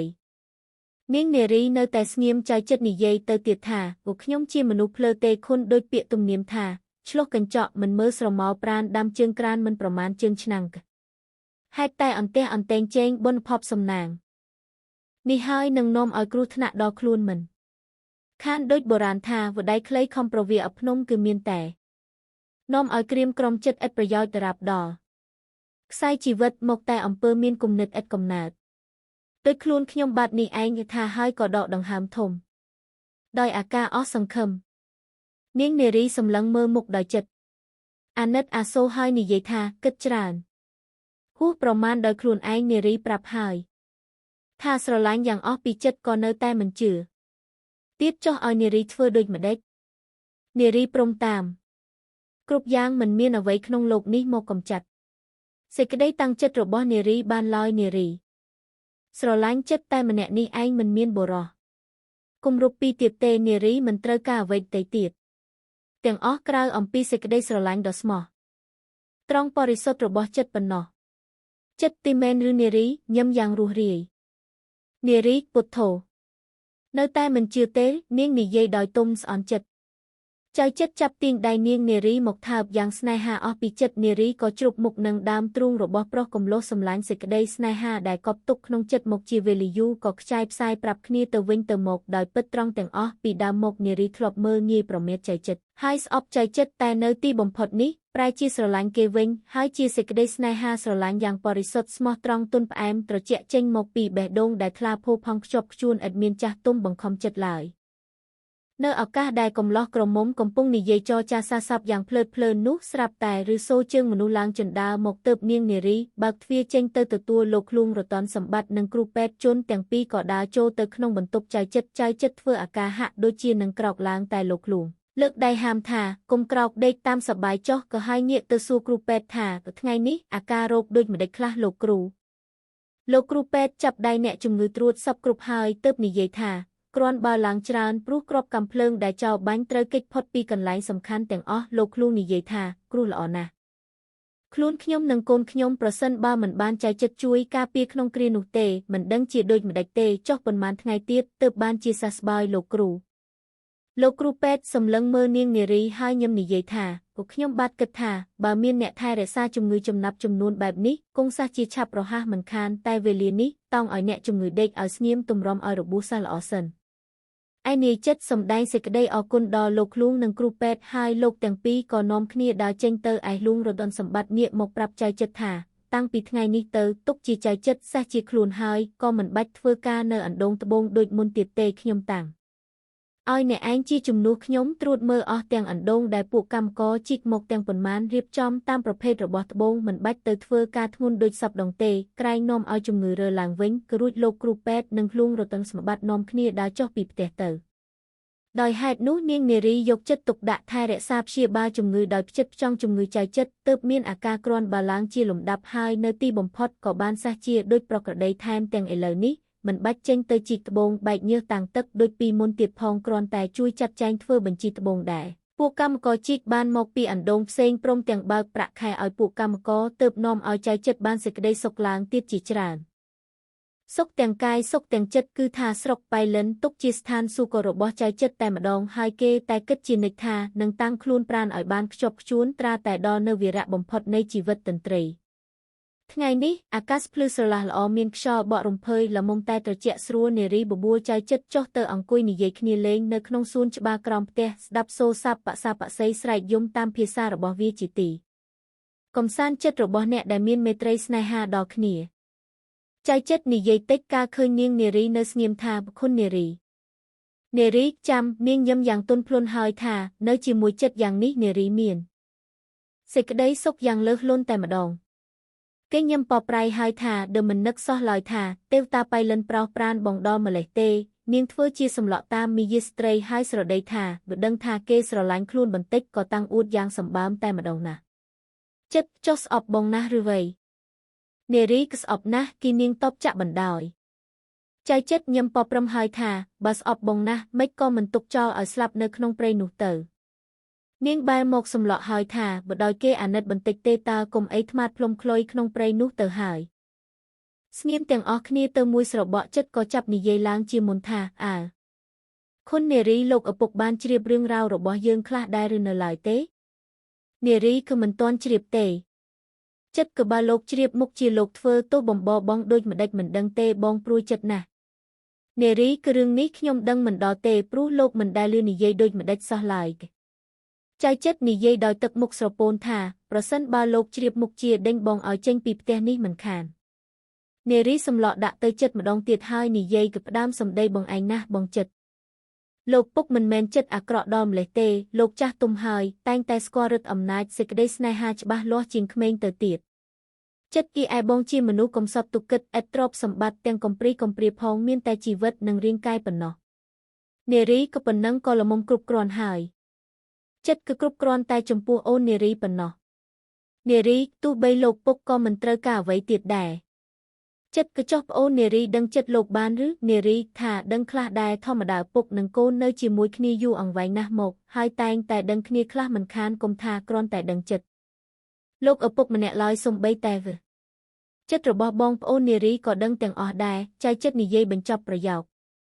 នារីសម្លក់ហើយថាមិនដឹងខ្លួនទេបងប៉ិនក៏ហកលេខ1ចិត្តក៏បងក៏ហកប្អូនដូចម្ដេចធ្វើមុខដូចជាឆ្ងល់នារីកុំធ្វើពើឡើយលោកពូកូនសិស្សសាលាវត្តចិត្តក៏បងរៀនសាលាវត្តមែននេះណានារីចុះសាលាវត្តគេមានរៀនដល់ប្រវត្តិពង្សាវតាលោកភូមិសាស្ត្រវិទ្យាសាស្ត្រទំនើបថ្មីដែរឬចិត្តទេឆ្លើយធ្វើមុខប្រងើយនារីគនាងផ្ទួនពាក្យថាតែខ្ញុំបានឃើញសៀវភៅអស់នេះនៅក្នុងបន្ទប់របស់បងឯងហើយមានស៊ីញេឈ្មោះបងឯងជាភាសាបារាំងផងចៅចិត្តមិនឆ្លើយគ្រាន់តែញឹមនារីប៉ិនភូតដោយសពដងនេះណែបងចិត្តចុះកាលណាបងឯងចោលនិស័យរឹងរូសចេញបើនៅតែកុហកខ្ញុំទៀតខ្ញុំនឹងខឹងច្រើនតែម្ដងចៅចិត្តខិតចូលទៅកាន់តែចិត្តហើយថាក៏ប្អូននារីហ៊ានខឹងនឹងសង្សារកំសត់បានឬមិនជឿនឹងល្មើក៏បាននារីអាចនឹងស្អប់ពន់គ្នានឹងស្រឡាញ់ក៏បានចៅចិត្តសើចយ៉ាងសប្បាយចិត្តហើយថាក៏បងក៏ដឹងថាប្អូននារីមិនស្ដាប់បងទេនារីចុះហេតុអីចិត្តក៏ប្អូននារីប្រាប់ថាស្រឡាញ់បងដែរមែនទេនារីលូកដៃមូផ្លូវចៅចិត្តតគេស្រែកទើបនាយចិត្តអប់ក្រសោបដៃនារីហើយពោលថាតម្ដងនេះបងលែងកុហកប្អូនទៀតហើយត្បិតគ្រប់យ៉ាងគ្រប់ប្រការយើងបានដឹងគ្នាច្បាស់លាស់ហើយមែនទេប្អូននារីនាងសម្លឹងមើលមុខគេដោយមេត្រីចិត្តហើយផ្លាស់និយាយពីរឿងផ្សេងថាអេបងចិត្តឥឡូវនេះត្បូងរបស់យើងដូចម្ដេចខ្លះចៅចិត្តឆ្លើយថាឥឡូវចម្រើនឡើងច្រើនអណ្ដូងត្បូងទិសខាងកើតជីកបានត្បូងទឹកធម្មតាជាង10គ្រាប់អណ្ដូងខាងលិចផឹកបានត្បូងទឹកយ៉ាងល្អ5 ទៅ7គ្រាប់ឥឡូវត្បូងទាំងអស់របស់យើងមានចំនួនជាង200គ្រាប់បើគិតទៅមានតម្លៃជាង10000រៀលក្រមុំកំលោះទាំងពីរនិយាយសំណេះសំណាលសារសងគ្នាទៅវិញទៅមកយ៉ាងក្សេមក្សានសឹងពោពេញដោយសេចក្តីស្នេហាក្នុងគ្រានោះគេឥតនឹកនាអំពីសេចក្តីលំបាកក្នុងការចិញ្ចឹមជីវិតបន្តិចឡើយគិតតែសប្បាយរីករាយក្នុងការផ្ដេចផ្ដិតសម្រួលកាយសម្រួលចិត្តទៅតាមព្រះរតីនៃព្រះកាមទេពជាម្ចាស់ដែលទ្រង់មានឫទ្ធិជាពន្លឹកលើដួងចិត្តនៃក្រមុំកំលោះទាំងឡាយក្នុងលោកីយ៍នេះនៅក្នុងថ្ងៃមួយនោះជាវេលាសៀលម៉ោងប្រហែល4នាងនារីនិងចៅចិត្តកំពុងអង្គុយធ្វើបញ្ជីត្បូងនៅក្នុងបន្ទប់ធ្វើការនាងនារីផ្ដើមនិយាយឡើងថាតាំងពីបងចិត្តមកនៅធ្វើការជាជំនួយលោកឪពុកកាលណាកិច្ចការក៏ចម្រើនឡើងច្រើនជាងពីដើមកនាងនិយាយដោយសុចរិតហើយនឹងចាប់និយាយទៅទៀតស្រាប់តែសូរសំឡេងរថយន្តមួយមកចតនៅមុខផ្ទះរដុនសម្បត្តិចៅចិត្តក៏ស្ទុះក្រោកឡើងទៅមើលតាមចន្លោះបង្អួចហើយត្រឡប់មកអង្គុយកន្លែងដើមវិញនារីក្បងចិត្តអ្នកណាមកនឹងចិត្តក្បាលឡាត់ស្រុកសង្កែតែម្នាក់ទៀតបងមិនស្គាល់នារីក្អេគេមកក្រអ្វីចុះបងចិត្តមិនទៅទទួលភ្ញៀវជំនួសលោកឪពុកផងចៅចិត្តក្រោកឡើងដើរចេញនាំនាងនារីឲ្យដើរតាមទៅផងឯលោកបាឡាត់ឈរយ៉ាងអង់អាចនៅខាងមុខផ្ទះជាមួយនឹងបុរសម្នាក់ទៀត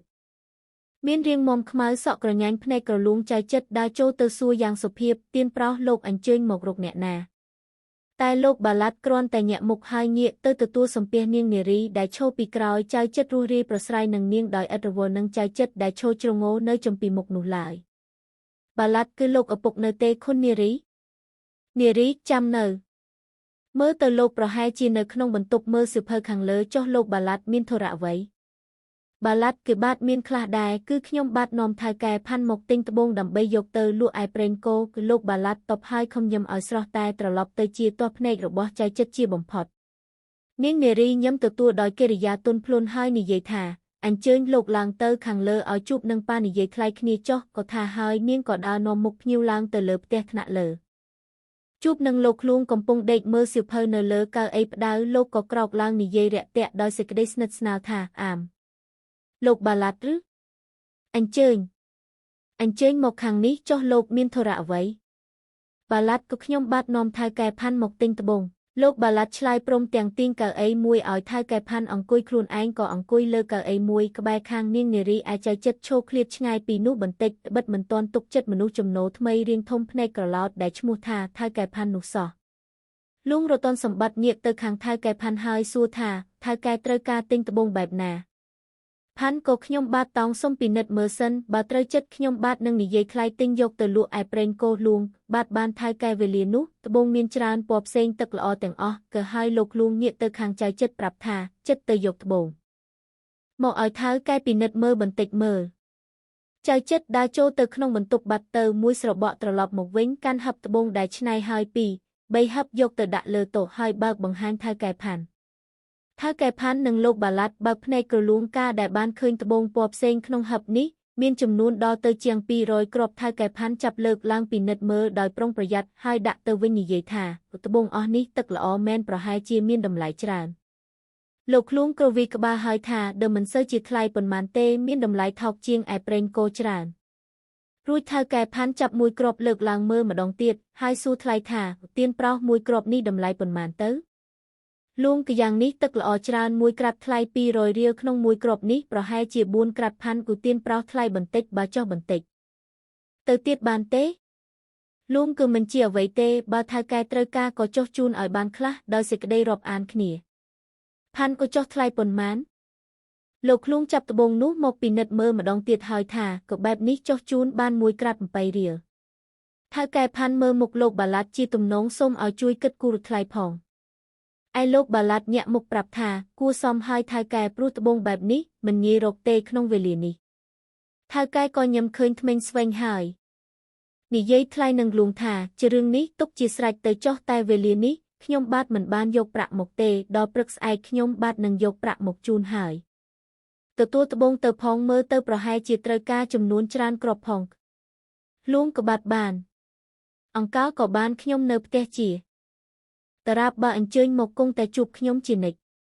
ថៅកែផាន់និយាយដោយអោនលំទោនក៏សូមអរគុណតែខ្ញុំបាទសូមឲ្យលោកមេត្តាបន្តិចត្បិតខ្ញុំបាទមិនដែលឃើញរបៀបជីកត្បូងសោះសូមលោកបើកឱកាសឲ្យខ្ញុំបាទទៅមើលបានឬទេលោកឃ្លួងសើចហើយថាបាទបានថៅកែខ្ញុំមិនកំណាញ់ទេមានអណ្ដូងត្បូងនៅក្បែរផ្ទះនេះក៏មាននៅខាងក្រោយផ្ទះនេះឯងអញ្ជើញទៅមើលបានតាមត្រូវការលោកឃ្លួងក៏ក្រោកចេញពីកៅអីហើយថាអញ្ជើញមកតាមខ្ញុំចៅចិត្តទៅជាមួយផងចៅចិត្តមិនចង់ចេញចោលពីនាងនារីឡើយគេក្រឡេកមើលបាឡាត់ស្រុកនោះដោយកិរិយាមិនទុកចិត្តសោះហើយសួរទៅថាក៏សុំទោសលោកមិនអញ្ជើញទៅមើលទេលោកបាឡាត់ក្រវីក្បាលហើយថាដែលមិនទៅទេធ្លាប់មើលរាប់រយដងហើយឯនាងនារីក្រោកឡើងប្រុងនឹងដើរតាមចៅចិត្តទៅដោយនាងដឹងចិត្តរបស់គូស្រករនាងយ៉ាងច្បាស់តែបាឡាត់ស្រុកខាត់នាងថាក៏ប្រញាប់អញ្ជើញទៅណាខុននារីទុកខ្ញុំបាទឲ្យអង្គុយងក់តែម្នាក់ឯងឬអីនាងនារីបែរចេញមកញឹមតាមទំនៀមទាំងមិនដោះសារថាអ្វីក៏ដាក់គូតអង្គុយលើកៅអីដែរដោយនឹកក្រែងចិត្តភ្ញៀវហើយសួរថាដែលលោកបាឡាត់មានរឿងអ្វីនិយាយនឹងខ្ញុំឬកាលបាឡាត់ស្រុកនោះឃើញចៅចិត្តចេញផុតទ្វារទៅហើយក៏លើកកៅអីចូលមកចិត្តនាងនារីហើយក៏ញឹមប៉ប្រឹមរួចនិយាយថាជារឿងរបស់ខ្ញុំមានច្រើនណាស់មានរឿងអ្វីខ្លះអញ្ជើញមានប្រសាសន៍ទៅចុះខ្ញុំនឹងចាំស្ដាប់បាឡាត់ស្រុកសម្លឹងមើលនាងនារីដោយទឹកមុខចម្លែកហើយនិយាយតិចស្ទើរតែទៅជាខ្សឹបថាគឺខុននារីខ្ញុំមានរឿងសំខាន់ណាស់ដែលត្រូវនិយាយផ្ទាល់ខ្លួនខុននាងនារីអង្គុយនៅតែស្ងៀមលោកបាឡាត់ក៏និយាយទៅថាគឺជារឿងសំខាន់ស្មើជីវិតរបស់ខ្ញុំតែម្ដងត្បិតជីវិតខ្ញុំរងកម្មយូរណាស់មកហើយទើបនាងនារីដឹងខ្លួនថាបាឡាត់នោះនិយាយចែចង់ខ្លួននាងហើយតែធ្វើជាមិនដឹងរឿងរ៉ាវអ្វីនៅតែស្ងៀមដូចប្រក្រតីបាឡាត់ខុននារីចាំបាឡាត់គេមេត្តាជួយសង្គ្រោះខ្ញុំបាទផងបានទេនារីចុះនឹងឲ្យជួយលោកបាឡាត់ដូចម្ដេចខ្លះបាឡាត់គឺបើខុនស្ម័គ្រជួយមែនមុខជាបានផលជាប្រាកដ នារីគឺលោកបាឡាត់មិនទាន់ប្រាប់រឿងឲ្យខ្ញុំដឹងថាត្រូវឲ្យខ្ញុំជួយដូចម្ដេចបាឡាត់ក៏គង់តែនឹងប្រាប់ខុនឥឡូវនេះហើយតែខុនត្រូវធ្វើសញ្ញាថាបើសម្ដីដែលខ្ញុំនិយាយទៅនេះមិនជាទីគាប់ចិត្តទេសូមខុនត្រាប្រណីកំបីប្រកាន់ខឹងឡើយទេនារីចាំខ្ញុំមិនខឹងនឹងលោកបាឡាត់ផ្ដេសផ្ដាសបាឡាត់ខិតចូលទៅជិតនាងនារីហើយនិយាយស្ទើរតែខ្សឹបថាក៏ខ្ញុំបាទស្រឡាញ់ខុនណាស់ខុននារីនាងនារីចង់ចិញ្ចាមទាំងសងខាងភ្លាមបាឡាត់មើលមុខនាងនារីហើយថាក៏ប្លែកណាស់ឬខុននារីនារីញាក់មុខហើយថាក៏ខ្ញុំប្លែកណាស់តែម្ដងបាឡាត់ក៏ខុនឃើញសេចក្តីមេត្រីស្នេហារបស់ខ្ញុំបាទជាការចម្លែកណាស់ទៅនារីទេលោកបាឡាត់ខ្ញុំនឹកឆ្ងល់ត្បិតមិនធ្លាប់នឹកនាថាលោកបាឡាត់ចង់មេត្រីស្រឡាញ់ស្រីដូចជាខ្ញុំនេះឡើយបាឡាត់ក៏តែខ្ញុំបាទវិញអេតនឹកឆ្ងល់បន្តិចក្នុងការមកចង់មេត្រីនឹងស្រីដូចរូបខុនដែលមានលក្ខណៈល្អគ្រប់បែបយ៉ាងថាហើយក៏ឈោងដៃចាប់ដៃនាងតែនាងរលាស់ដៃចេញទៅនារីក៏ខ្លួនខ្ញុំឥតមានអ្វីល្អទេលោកបាឡាត់គីលោកបាឡាត់សើចហឺហើយថាកុំនិយាយបន្ទាបបន្ទុះខ្លួនឡើងខុនមុនខ្ញុំនឹងមក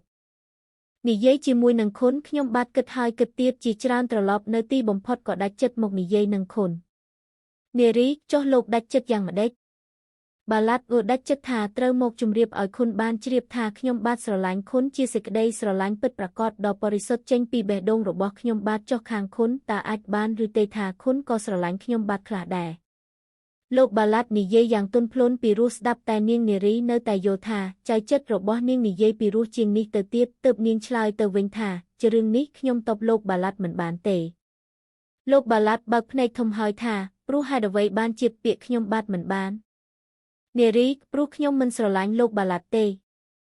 បាឡាត់ក៏ចុះហេតុអីមិនស្រឡាញ់នារីគឺមិនបាច់ទៅទេលោកបាឡាត់ការសំខាន់គឺថាមិនមានចិត្តស្រឡាញ់លោកបាឡាត់ត្រឹមប៉ុណ្ណោះក៏ល្មមហើយបាឡាត់ពុទ្ធោខុននារី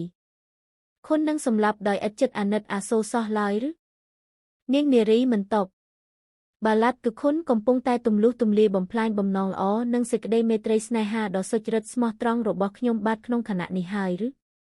នារីគឺមិនមែនដូច្នេះទេលោកបាឡាត់ស្ត្រីដទៃទៀតដែលល្អជាងគ្រាន់បើជាងក៏មានក៏គោកមិនក៏លោកមិនស្រឡាញ់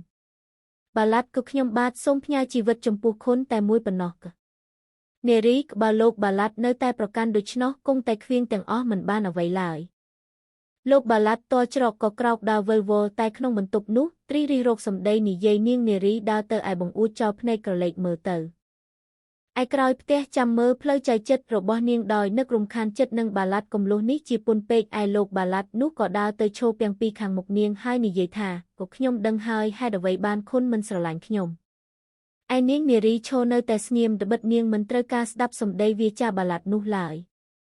បាឡាត់ក៏ខុនមិនស្រឡាញ់ខ្ញុំព្រោះខុនមាន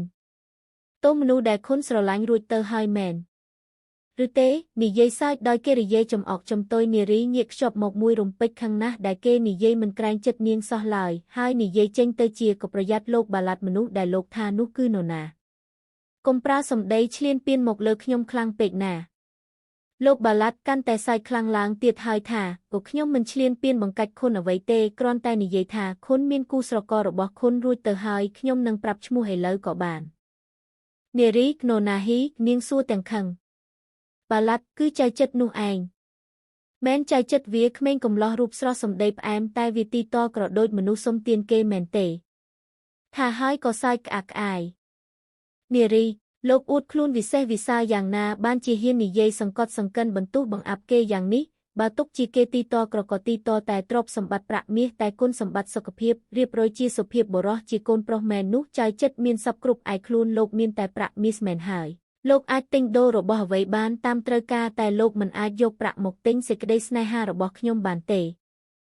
លោកមានប្រាក់មាសដែលចៅចិត្តគ្មានតែរបស់ដែលចៅចិត្តមានលោកមិនសោះឡើយមែនឬទេបាឡាត់ចុះខ្ញុំមានអ្វីនៅខ្វះអ្វីទៀត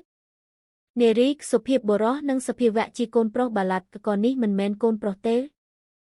នាងនារីសើចចំអកឲ្យហើយវាចាត្រូវហើយតែលោកបាឡាត់គ្រាន់តែមានរាងកាយជាកូនប្រុសតែចិត្តរបស់លោកបាឡាត់ខ្លាចលើស្រីទៅទៀតមែនទេ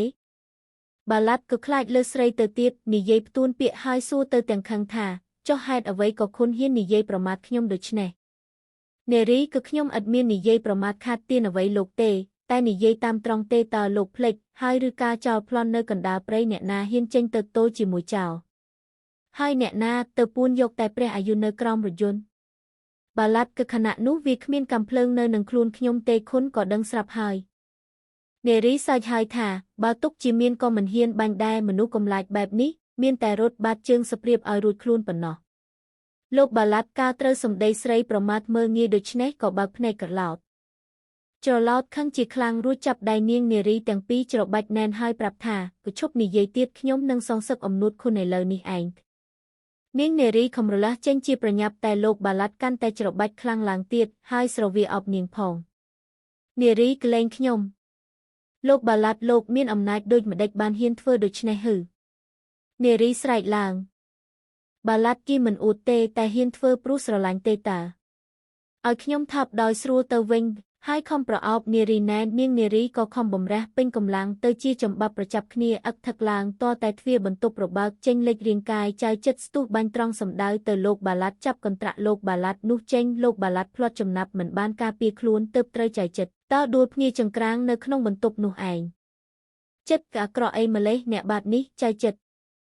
គំរាមខំថ្មេងប្រុងនឹងលោតទៅថែមទៀតតែនាងនារីចាប់ដៃទាន់ហើយហាមថាប៉ុណ្ណឹងបានហើយចិត្តកុំថែមទៀត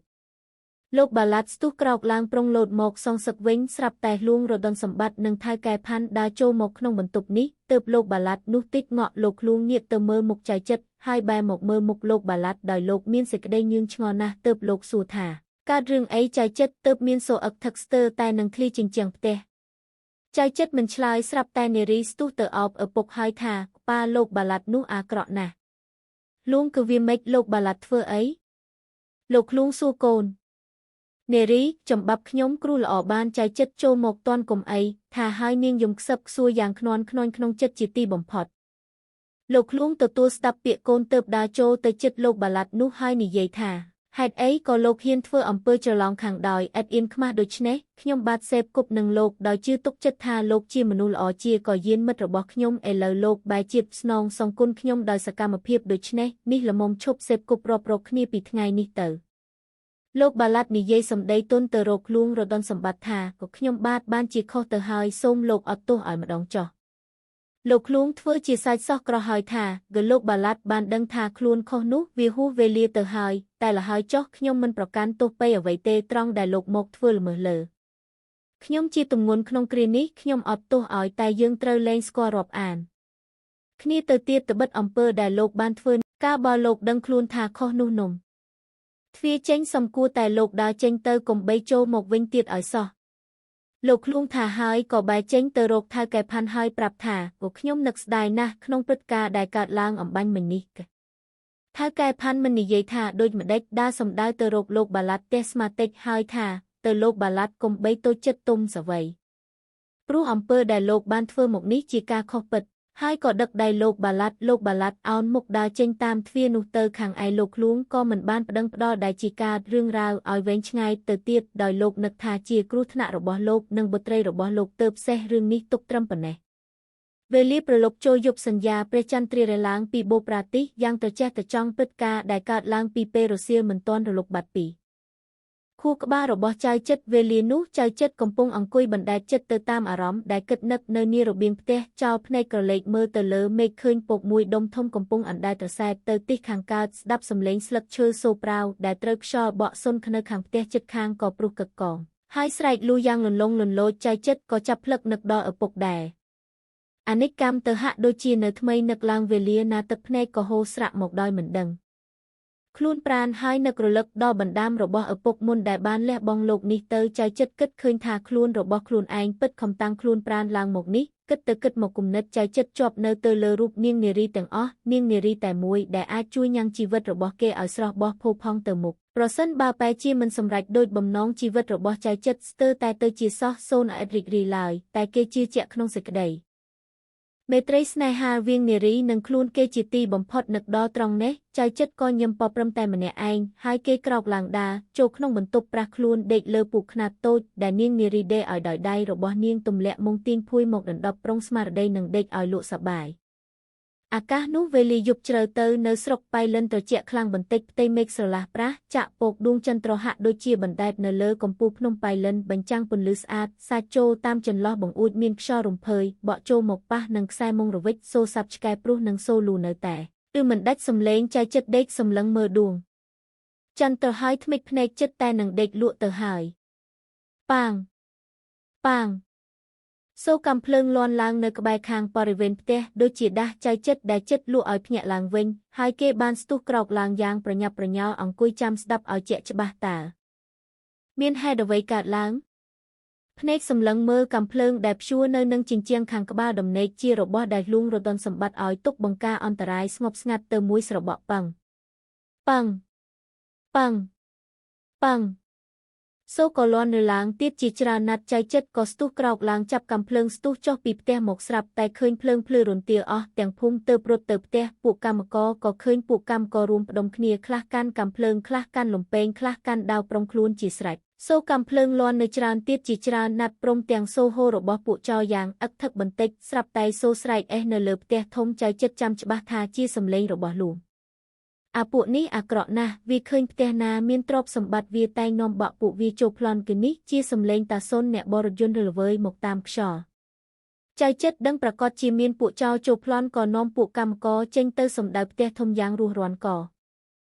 ស្រាប់តែឃើញពួកចោរជាច្រើនកំពុងប្រវាតោងរបងភូមិឡើងចូលមកក្នុងភូមិសឹងមានអាវុធគ្រប់ដៃហើយក៏នាំពួកកម្មករទៅប្រយុទ្ធនឹងពួកចោរយ៉ាងម៉ឺងម៉ាត់ការតស៊ូវាងពួកចោរនិងពួកកម្មករសុទ្ធតែមានអាវុធគ្រប់ដៃទាំងសងខាងកាន់តែខ្លាំងឡើងដល់ថ្នាក់ប្រឡូកគ្នាមិនគិតស្ដាយជីវិតរៀងខ្លួនឯចៅចិត្តអែបនឹងដើមឈើមួយដើមជាទីកំបាំងលើកាំភ្លើងបាញ់តម្រង់ចោរម្នាក់ដួលផ្ងាទៅដោយគ្រាប់កាំភ្លើងមួយគ្រាប់ដំបងមួយគ្រាប់ទៀតត្រូវចោរម្នាក់ទៀតកាន់ដាវនៅដៃទាំងពីរដួលទៅទៀតខណៈនោះសូរស្រែកហូសូរកាំភ្លើងសួរធ្ងោរបស់អ្នកដែលត្រូវរបួសក៏លាន់ឬកងរំពងទៅទាំងភូមិចៅចិត្តទុកបណ្ដោយឲ្យពួកកម្មករទល់នឹងពួកចោរនៅខាងក្រោយខ្លួនឯងដោះដៃស្ទុះរត់ឡើងទៅលើផ្ទះធំគេបានឬសូរសំឡេងតស៊ូយ៉ាងអឹកថឹកនៅបន្ទប់ទទួលភ្ញៀវក៏ស្ទុះផ្លែតចូលទៅស្រាប់តែឃើញចោរមៀតធំខ្មៅគំរិលម្នាក់ចាប់ក្រវ៉ាត់លោកឃ្លួងដួលលីសួរក្រាំងនៅកណ្ដាលល្វែងបន្ទប់នោះឯងចៅចិត្តស្រែកឡើងថាអាផាន់អាជាថៅកែចោរឬអានាំពួកចោរមកប្លន់ឬអាផាន់ជាមហាចោរចិត្តទៅមើលខំមាត់សំញញធ្មេញស្ងាជាយសាតបទៅថាអើញនេះអញត្រឡប់មកសងសឹកអាវិញឲ្យតន់ចិត្តហើយយកត្បូងទាំងអស់របស់ចៅវាយអាទៅផងចៅចិត្តខំធ្មេញក្រឹតហើយលើកកាំភ្លើងតម្រង់ហើយនិយាយថាអានេះមិនយកទេឬហើយបាញ់ប៉ាំងសម្ដៅដើមទ្រូងមហាចោរមួយណាតែមហាចោរវ័យចំណាប់គ្រាប់កាំភ្លើងត្រូវតែចុងសក់ធ្លុះជញ្ជាំងទៅហើយវាស្ទុះផ្លែតដល់ខ្លួនចៅចិត្តប៉ះយ៉ាងខ្លាំងចៅចិត្តផ្លាត់ចំណាប់ដួលផ្ងាចង្ក្រងកាំភ្លើងរបូតទៅនៅគៀនជញ្ជាំងតែចៅចិត្តក៏វ័យចំណាប់ម្នីម្នាក្រោកឡើងស្ទុះផ្លែតដាក់មហាចោរវិញមួយដៃដំបងត្រូវធ្គាមក្បែរគុំត្រចៀកញ៉ាំងមហាចោរឲ្យត្រេកថយឃ្លាទៅម្ខាងចៅចិត្តស្ទុះទៅដល់មួយដៃថែមទៀតតែបែរជាត្រូវមហាចោរវត្តមួយដៃត្រូវខាងលើត្របកភ្នែកខាងឆ្វេងរាងកាយតូចស្ដាងរបស់ចៅចិត្តក៏វើខ្ញោទៅប៉ះនឹងជញ្ជាំងផ្ទះមហាចោរស្ទុះមកនឹងថែមយ៉ាងពេញទំហឹងដែរតែចៅចិត្តគេចផុតទៅបន្តិចទើបធ្វើឲ្យមួយដៃលើកក្រោយយ៉ាងដំណំរបស់មហាចោរនេះត្រូវជញ្ជាំងផ្ទះរសូរក្រាំងស្ទើបែកឃ្លីចេញទៅមហាចោររលាស់ដៃជាប្រញាប់ក៏ស្រាប់តែប៉ះនឹងកណ្ដាប់ដៃរបស់ចៅចិត្តយ៉ាងធ្ងន់ត្រង់បូរមាត់ចេញឈាមខ្វាយតែមហាចោរចិត្តមុតគ្រាន់តែត្រេតទៅបន្តិចក៏ស្ទុះចូលមកដាក់ចៅចិត្តវិញចៅចិត្តតោងថយក្រោយពីរបីជំហានដោយនឹកស្នើបនឹងកណ្ដាប់ដៃយៈរបស់មហាចោរដែលអាចផ្ដួលមនុស្សធម្មតាត្រឹមមួយដៃប៉ុណ្ណោះមហាចោរទាត់ជាងសម្ដៅកញ្ចឹងខ្សែចិត្តចៅចិត្តគេចផុតទៅគេទៅវិញនឹងកៅអីមួយនៅក្នុងបន្ទប់នោះមហាចោរលើកដៃកាត់កៅអីបាក់ប្រាវហើយមហាចោរស្ទុះចូលមកទៀតដូចជាក្របីព្រៃចៅចិត្តថយទៅប៉ះជញ្ជាំងស្រាប់តែជើងទៅជន់លើកាំភ្លើងទៅប្រញាប់ចាប់កាំភ្លើងឡើងផ្គង់លើស្មាហើយកេះកាយសម្ដៅដើមទ្រូងមហាចោរដែលស្ទុះកទីកទាចូលមកទៀតប៉ាំងបាត់ផ្សែងរាងកាយសម្បំដូចក្របីព្រៃនៃមហាចោរដួលក្រែងដេកស្ទោកស្ទឹងនៅក្នុងបន្ទប់នោះឯងលុះចៅចិត្តឃើញមហាចោរអស់ឫទ្ធិអំណាចនឹងក្រោកមកស៊ូបានទៀតទើបងាកទៅពិនិត្យមើលលោកឃ្លួងរដុនសម្បត្តិដែលដេកស្រប៉ាប់ក្នុងបន្ទប់នោះដែរលើកក្បាលដាក់លើភ្លៅហើយចាប់អង្រួនលោកឃ្លួងក៏បើកភ្នែកឡើងហើយសួរខ្សោយយ៉ាងអស់កម្លាំងថាអាផាន់ទៅណាហើយចិត្តគឺស្លាប់ហើយទៀនប្រោសព្រះតិចព្រះគុណល្មមមានកម្លាំងក្រោកអង្គុយបានឬទេលួងក៏ល្មមអង្គុយបានខ្លួនខ្ញុំមិនជាអ្វីទេគ្រាន់តែអស់កម្លាំងណាស់អាឆ្កួតនេះវាចាប់ឯងបោកស្ទើរប្រកាច់ ลุงรตนสมบัตินิយាយមិនទាន់ផុតពាក្យស្រាប់តែសំឡេងស្រីស្រែកឡើងយ៉ាងខ្លាំងลุงរតនសម្បត្តិបើកភ្នែកក្រឡោតចាំច្បាស់ជាសំឡេងនារីបុត្រីរបស់លោកក៏ត្រូវពួកចោរចូលលុកលុយដែរឯចៅចិត្តខ្លួនឯងអស់កម្លាំងចិត្តដួលទៅហើយគ្រាន់តែសំឡេងនោះស្រែកឡើងក៏កើតកម្លាំងមើងម៉ាត់ដូចតឡើងមួយរំពេចទៅគេស្ទុះលោតឡើងទៅបន្ទប់ថ្នាក់លើចូលដល់ដំណេកនារីមួយរំពេចស្រាប់តែឃើញបុរសកំឡោះកំពុងចំបាប់ប្រវាយប្រតបនឹងនាងនារីចៅចិត្តស្ទុះផ្លែតចាប់កន្ទ្រាក់រាងកាយបុរសនោះចេញបានដោយងាកមកឯរបៀងមិនដូចកាលតស៊ូនឹងមហាចៅនោះឡើយចៅចិត្តស្រែកគំរាមថាអាបាឡាត់អាហ៊ានពុះពៀចូលដល់ទីនេះឬបាឡាត់ក៏អាចិត្តអញនឹងបញ្ជូនវិញ្ញាណរបស់អាអញទៅឋាននរកឥឡូវនេះឯងគឺបាឡាត់ស្រែកគំរាមទៅវិញហើយចាប់ហូតកាំបិតស្នៀតលើកចាក់សម្ដៅដើមទ្រូងចៅចិត្តក៏គេចផុតខុយទៅទើបគេជូនមួយកណ្ដាប់ដៃសម្ដៅចំត្របកភ្នែកបាឡាត់ទុច្ចរិតតែមួយដៃក៏ដួលស្រប៉ាប់នៅទីនោះឯងនាងនារីស្រែកភ្លាត់សម្លេងដោយសេចក្តីភិតភ័យស្រឡាំងកាំងចៅចិត្តស្ទុះទៅបីនាងនារីចូលទៅក្នុងបន្ទប់ហើយថាក៏ខ្ញុំនឹងក៏បើវាឲ្យស្រេចឥឡូវនេះឯងថាពួកចោរជាបរិវារក៏បែកខ្ចាត់ខ្ចាយរត់ចូលព្រៃអស់ទៅខណៈដែលពួកកម្មករដេញពួកចោររត់ខ្ចាត់ខ្ចាយចូលព្រៃនោះទៅពួកកងក្រវែលក៏មកដល់ហើយជួយដេញពួកចោរខាងក្រោយពួកកម្មករទៅដែរតែឥតចាប់បានចោរម្នាក់សោះវាតែពួកចោរដែលត្រូវរបួសជាទម្ងន់ដេកនៅក្នុងភូមិនោះតែប៉ុណ្ណោះដល់ព្រឹកឡើងលួងរតនសម្បត្តិចាត់ឲ្យមេធាវីប្តឹងក្រសួងរាជការតាមច្បាប់អំពីហេតុចោរកម្មដែលកើតឡើងក្នុងយប់នេះសពគ្រប់ព្រឹកឡើងលួងរតនសម្បត្តិបានហៅពួកកម្មករទាំងអស់មកប្រជុំគ្នាហើយបានជប់លៀងអាហារភោជនដើម្បីសម្ដែងសេចក្តីត្រេកអរចំពោះកម្មករដែលមានចិត្តស្មោះត្រង់ជួយការពារយ៉ាងម៉ឺងម៉ាត់លុះត្រាតែមានជ័យជំនះពួកចោរហើយលោកអនុញ្ញាតឲ្យពួកកម្មករទាំងអស់ឈប់សម្រាកធ្វើការមានកំណត់3ថ្ងៃក្រោយពេលដែលពួកកម្មករនាំគ្នាលាលោកលួងទៅសម្រាករាងកាយត្បិតសុទ្ធតែអត់ងុយនិងនឿយហត់អស់កម្លាំងទាំងអស់គ្នាលោកលួងក៏ទៅសម្រាករាងកាយដែរហើយលោករំពឹងគិតដល់គុណបំណាច់ផ្សេងនិងសេចក្តីស្មោះត្រង់របស់ចៅចិត្តដោយសពគ្រប់ទៅក៏ឃើញថាគេមានមេត្តារីចិត្តស្មោះត្រង់ស៊ូយកជីវិតខ្លួនមកបដូរដើម្បីជួយជីវិតលោកនិងជីវិតបុត្រលោកពីគ្រាមកហើយសុទ្ធតែអាសន្នធំមួយទៀតលោកជ្រាបថាសេចក្តីស្និទ្ធស្នាលរវាងបុត្រីលោកនិងរូបចៅចិត្តនោះសោតទៀតលោកក៏បានដឹងច្បាស់ថាមិនអាចនឹងបំរះបង្រត់ឲ្យដាច់គ្នាបានទេលោកលួងគិតមកដល់ត្រឹមនេះទើបហៅបុត្រីលោកឲ្យទៅហៅចៅចិត្តមកនឹងនិយាយការសំខាន់មួយចៅចិត្តក៏ដើរចូលទៅក្នុងបន្ទប់ទទួលភ្ញៀវខណៈនោះលួងរតនសម្បត្តិកំពុងអង្គុយផ្អែកលើកៅអីមួយធំចៅចិត្តក៏ដើរចូលទៅដោយសេចក្តីគោរពហើយជម្រាបថាឧទានប្រុសខ្ញុំបាទមកហើយឯនាងនារីក៏ឈរអែបស្ដាប់នៅខាងមាត់ទ្វារបន្ទប់ខណៈនោះនាយចិត្តភ័យផងអផងនឹកភ័យក្រែងលោកបានដឹងរឿងរបស់ខ្លួននិងនាងនារីហើយនឹងបណ្ដេញខ្លួនចេញពីផ្ទះនោះទៅនឹកអក្រែងលោកត្រេកអរនឹងការទោសយ៉ាងម៉ឺងម៉ាត់លុះត្រាតែផ្ដាច់ជីវិតមហាចោរបងដល់ទៅ2នាក់កាលពីយប់មិញនេះទើបគេខំប្រឹងកាត់ចិត្តនិយាយសួរទៅលោកវិញទៀតថាជារឿងអ្វីទៀនប្រុស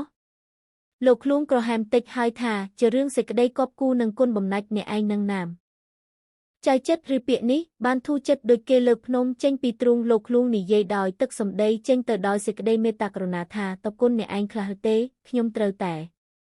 ចិត្តមិនបាច់ទេទៀនប្រុសខ្ញុំបានធ្វើការគ្រប់យ៉ាងនេះមិនបានប្រាថ្នាការតបស្នងអំពីព្រះតិចព្រះគុណសោះឡើយក្រៅពីសេចក្តីមេត្តាករុណាដោយព្រះតិចព្រះគុណសង្គ្រោះដល់ខ្ញុំដល់សពថ្ងៃនេះក៏ល្មមគ្រប់គ្រាន់ហើយលួងគឺមិនល្មមទេចៅចិត្តត្បិតអ្នកឯងយកជីវិតខ្លួនបដូរស្ទើរតែមិនរស់ពីរបីគ្រាមកហើយលោកបងអង្គមួយស្របក់ហើយលាន់សម្ដីថាវុនហើយចុះចូលនិយាយតាមត្រង់មកតើឯងត្រូវការអ្វីខ្លះចិត្តពទៀនប្រុសខ្ញុំអត់ត្រូវការអ្វីទេខ្ញុំបាទជាកូនឈ្នួលរបស់ព្រះតិចព្រះគុណអំពើដែលខ្ញុំបានធ្វើទៅទាំងប៉ុន្មានសុទ្ធតែធ្វើដោយសេចក្តីតញោកវេទីចំពោះព្រះតិចព្រះគុណឥតត្រូវការបំណាច់រង្វាន់អ្វីឡើយលោកឃ្លួងលើកដៃហាមគឺមិនបាច់និយាយវិវៀងឲ្យវែងសេចក្តីទេខ្ញុំដឹងថាអ្នកឯងនិយាយមិនត្រង់មែនទេចៅចិត្តខំប្រឹងកាត់ចិត្តកាត់ថ្លើមនិយាយតបដោយសំឡេងជាប់ក៏ខ្ញុំបាទសូមជម្រាបលោកឃ្លួងនិយាយកាត់ឡើងថាក៏ប៉ុណ្ណឹងចុះខ្ញុំដឹងហើយថាអ្នកឯងត្រូវការអ្វីខ្ញុំអាចទាយចិត្តត្រូវទាំងអស់ណាស់ហើយចុះខ្ញុំឲ្យគ្រប់យ៉ាងតាមត្រូវការក៏ដល់ត្រង់នេះលោកអោមខ្សឹបនិងត្រចៀកនាយចិត្តប្រាប់ថានោះណាតែអ្នកឯងត្រូវការចង់បានស្មើដោយជីវិតមែនទេលោកលើកដៃចង្អុលទៅមាត់ទ្វារចៅចិត្តងាយនាងទៅមួយស្របក់ស្ទើរតែមិនជឿត្រចៀកខ្លួនឯងថាខ្លួនបានឬអំបាញ់មិញនេះការបានឬស្មារតីក៏អោនក្រាបនៅចំពោះមុខលោកឃ្លួងថ្លែងពាក្យអរគុណច្រើនជាអនេកដោយបិទត្រេកអរដល់លើសលប់តែគេមិនអាចជឿពាក្យពេចន៍ដែលចៅចិត្តនិយាយថាដូចម្ដេចឡើយក្នុងខណៈនោះលុះបានរកពេលវេលាល្អតាមឫកហោរាសាស្ត្រ ទើបភ្លួងរដុនសម្បត្តិចាត់ចែងរៀបមង្គលការអាពាហ៍ពិពាហ៍រវាងនាងក្រមុំនារីបុត្រីលោកជីគូនិងចៅចិត្រនៅឱកាសនោះលោកបានអញ្ជើញអ្នកមុខអ្នកការទាំងអ្នករាជការអ្នកជំនួញទាំងជាតិខ្មែរជាតិភូមាចិនយួននិងបារាំងសឹងមានចំនួនណែនណាន់តាន់តាប់ហើយលោកបានចែកម្ទេចឲ្យគូស្វាមីភរិយាថ្មីជាងពាក់កណ្ដាលទ្រព្យសម្បត្តិរបស់លោកក្រៅពីនេះលោកនៅមានក្មួយតូចពី3នាក់ទៀតសុទ្ធតែកំព្រាឪពុកម្ដាយទាំងអស់ដែលលោកត្រូវថែរក្សាទំនុកបម្រុងទៀតហើយលោកត្រូវចែកម្ទេចឲ្យកូនកំព្រាទាំងនោះតាមសំគួរផងលុះអំណើតកើតមកគូស្វាមីភរិយាទាំងពីរនាក់ក៏បាននៅរួបរวมគ្នាជាសុខក្សេមក្សាន្តត្រាតែកើតកូនពូនជាចៅទៅវង្សកូររៀងទៅហោងចប់ដោយបរិបូរណ៍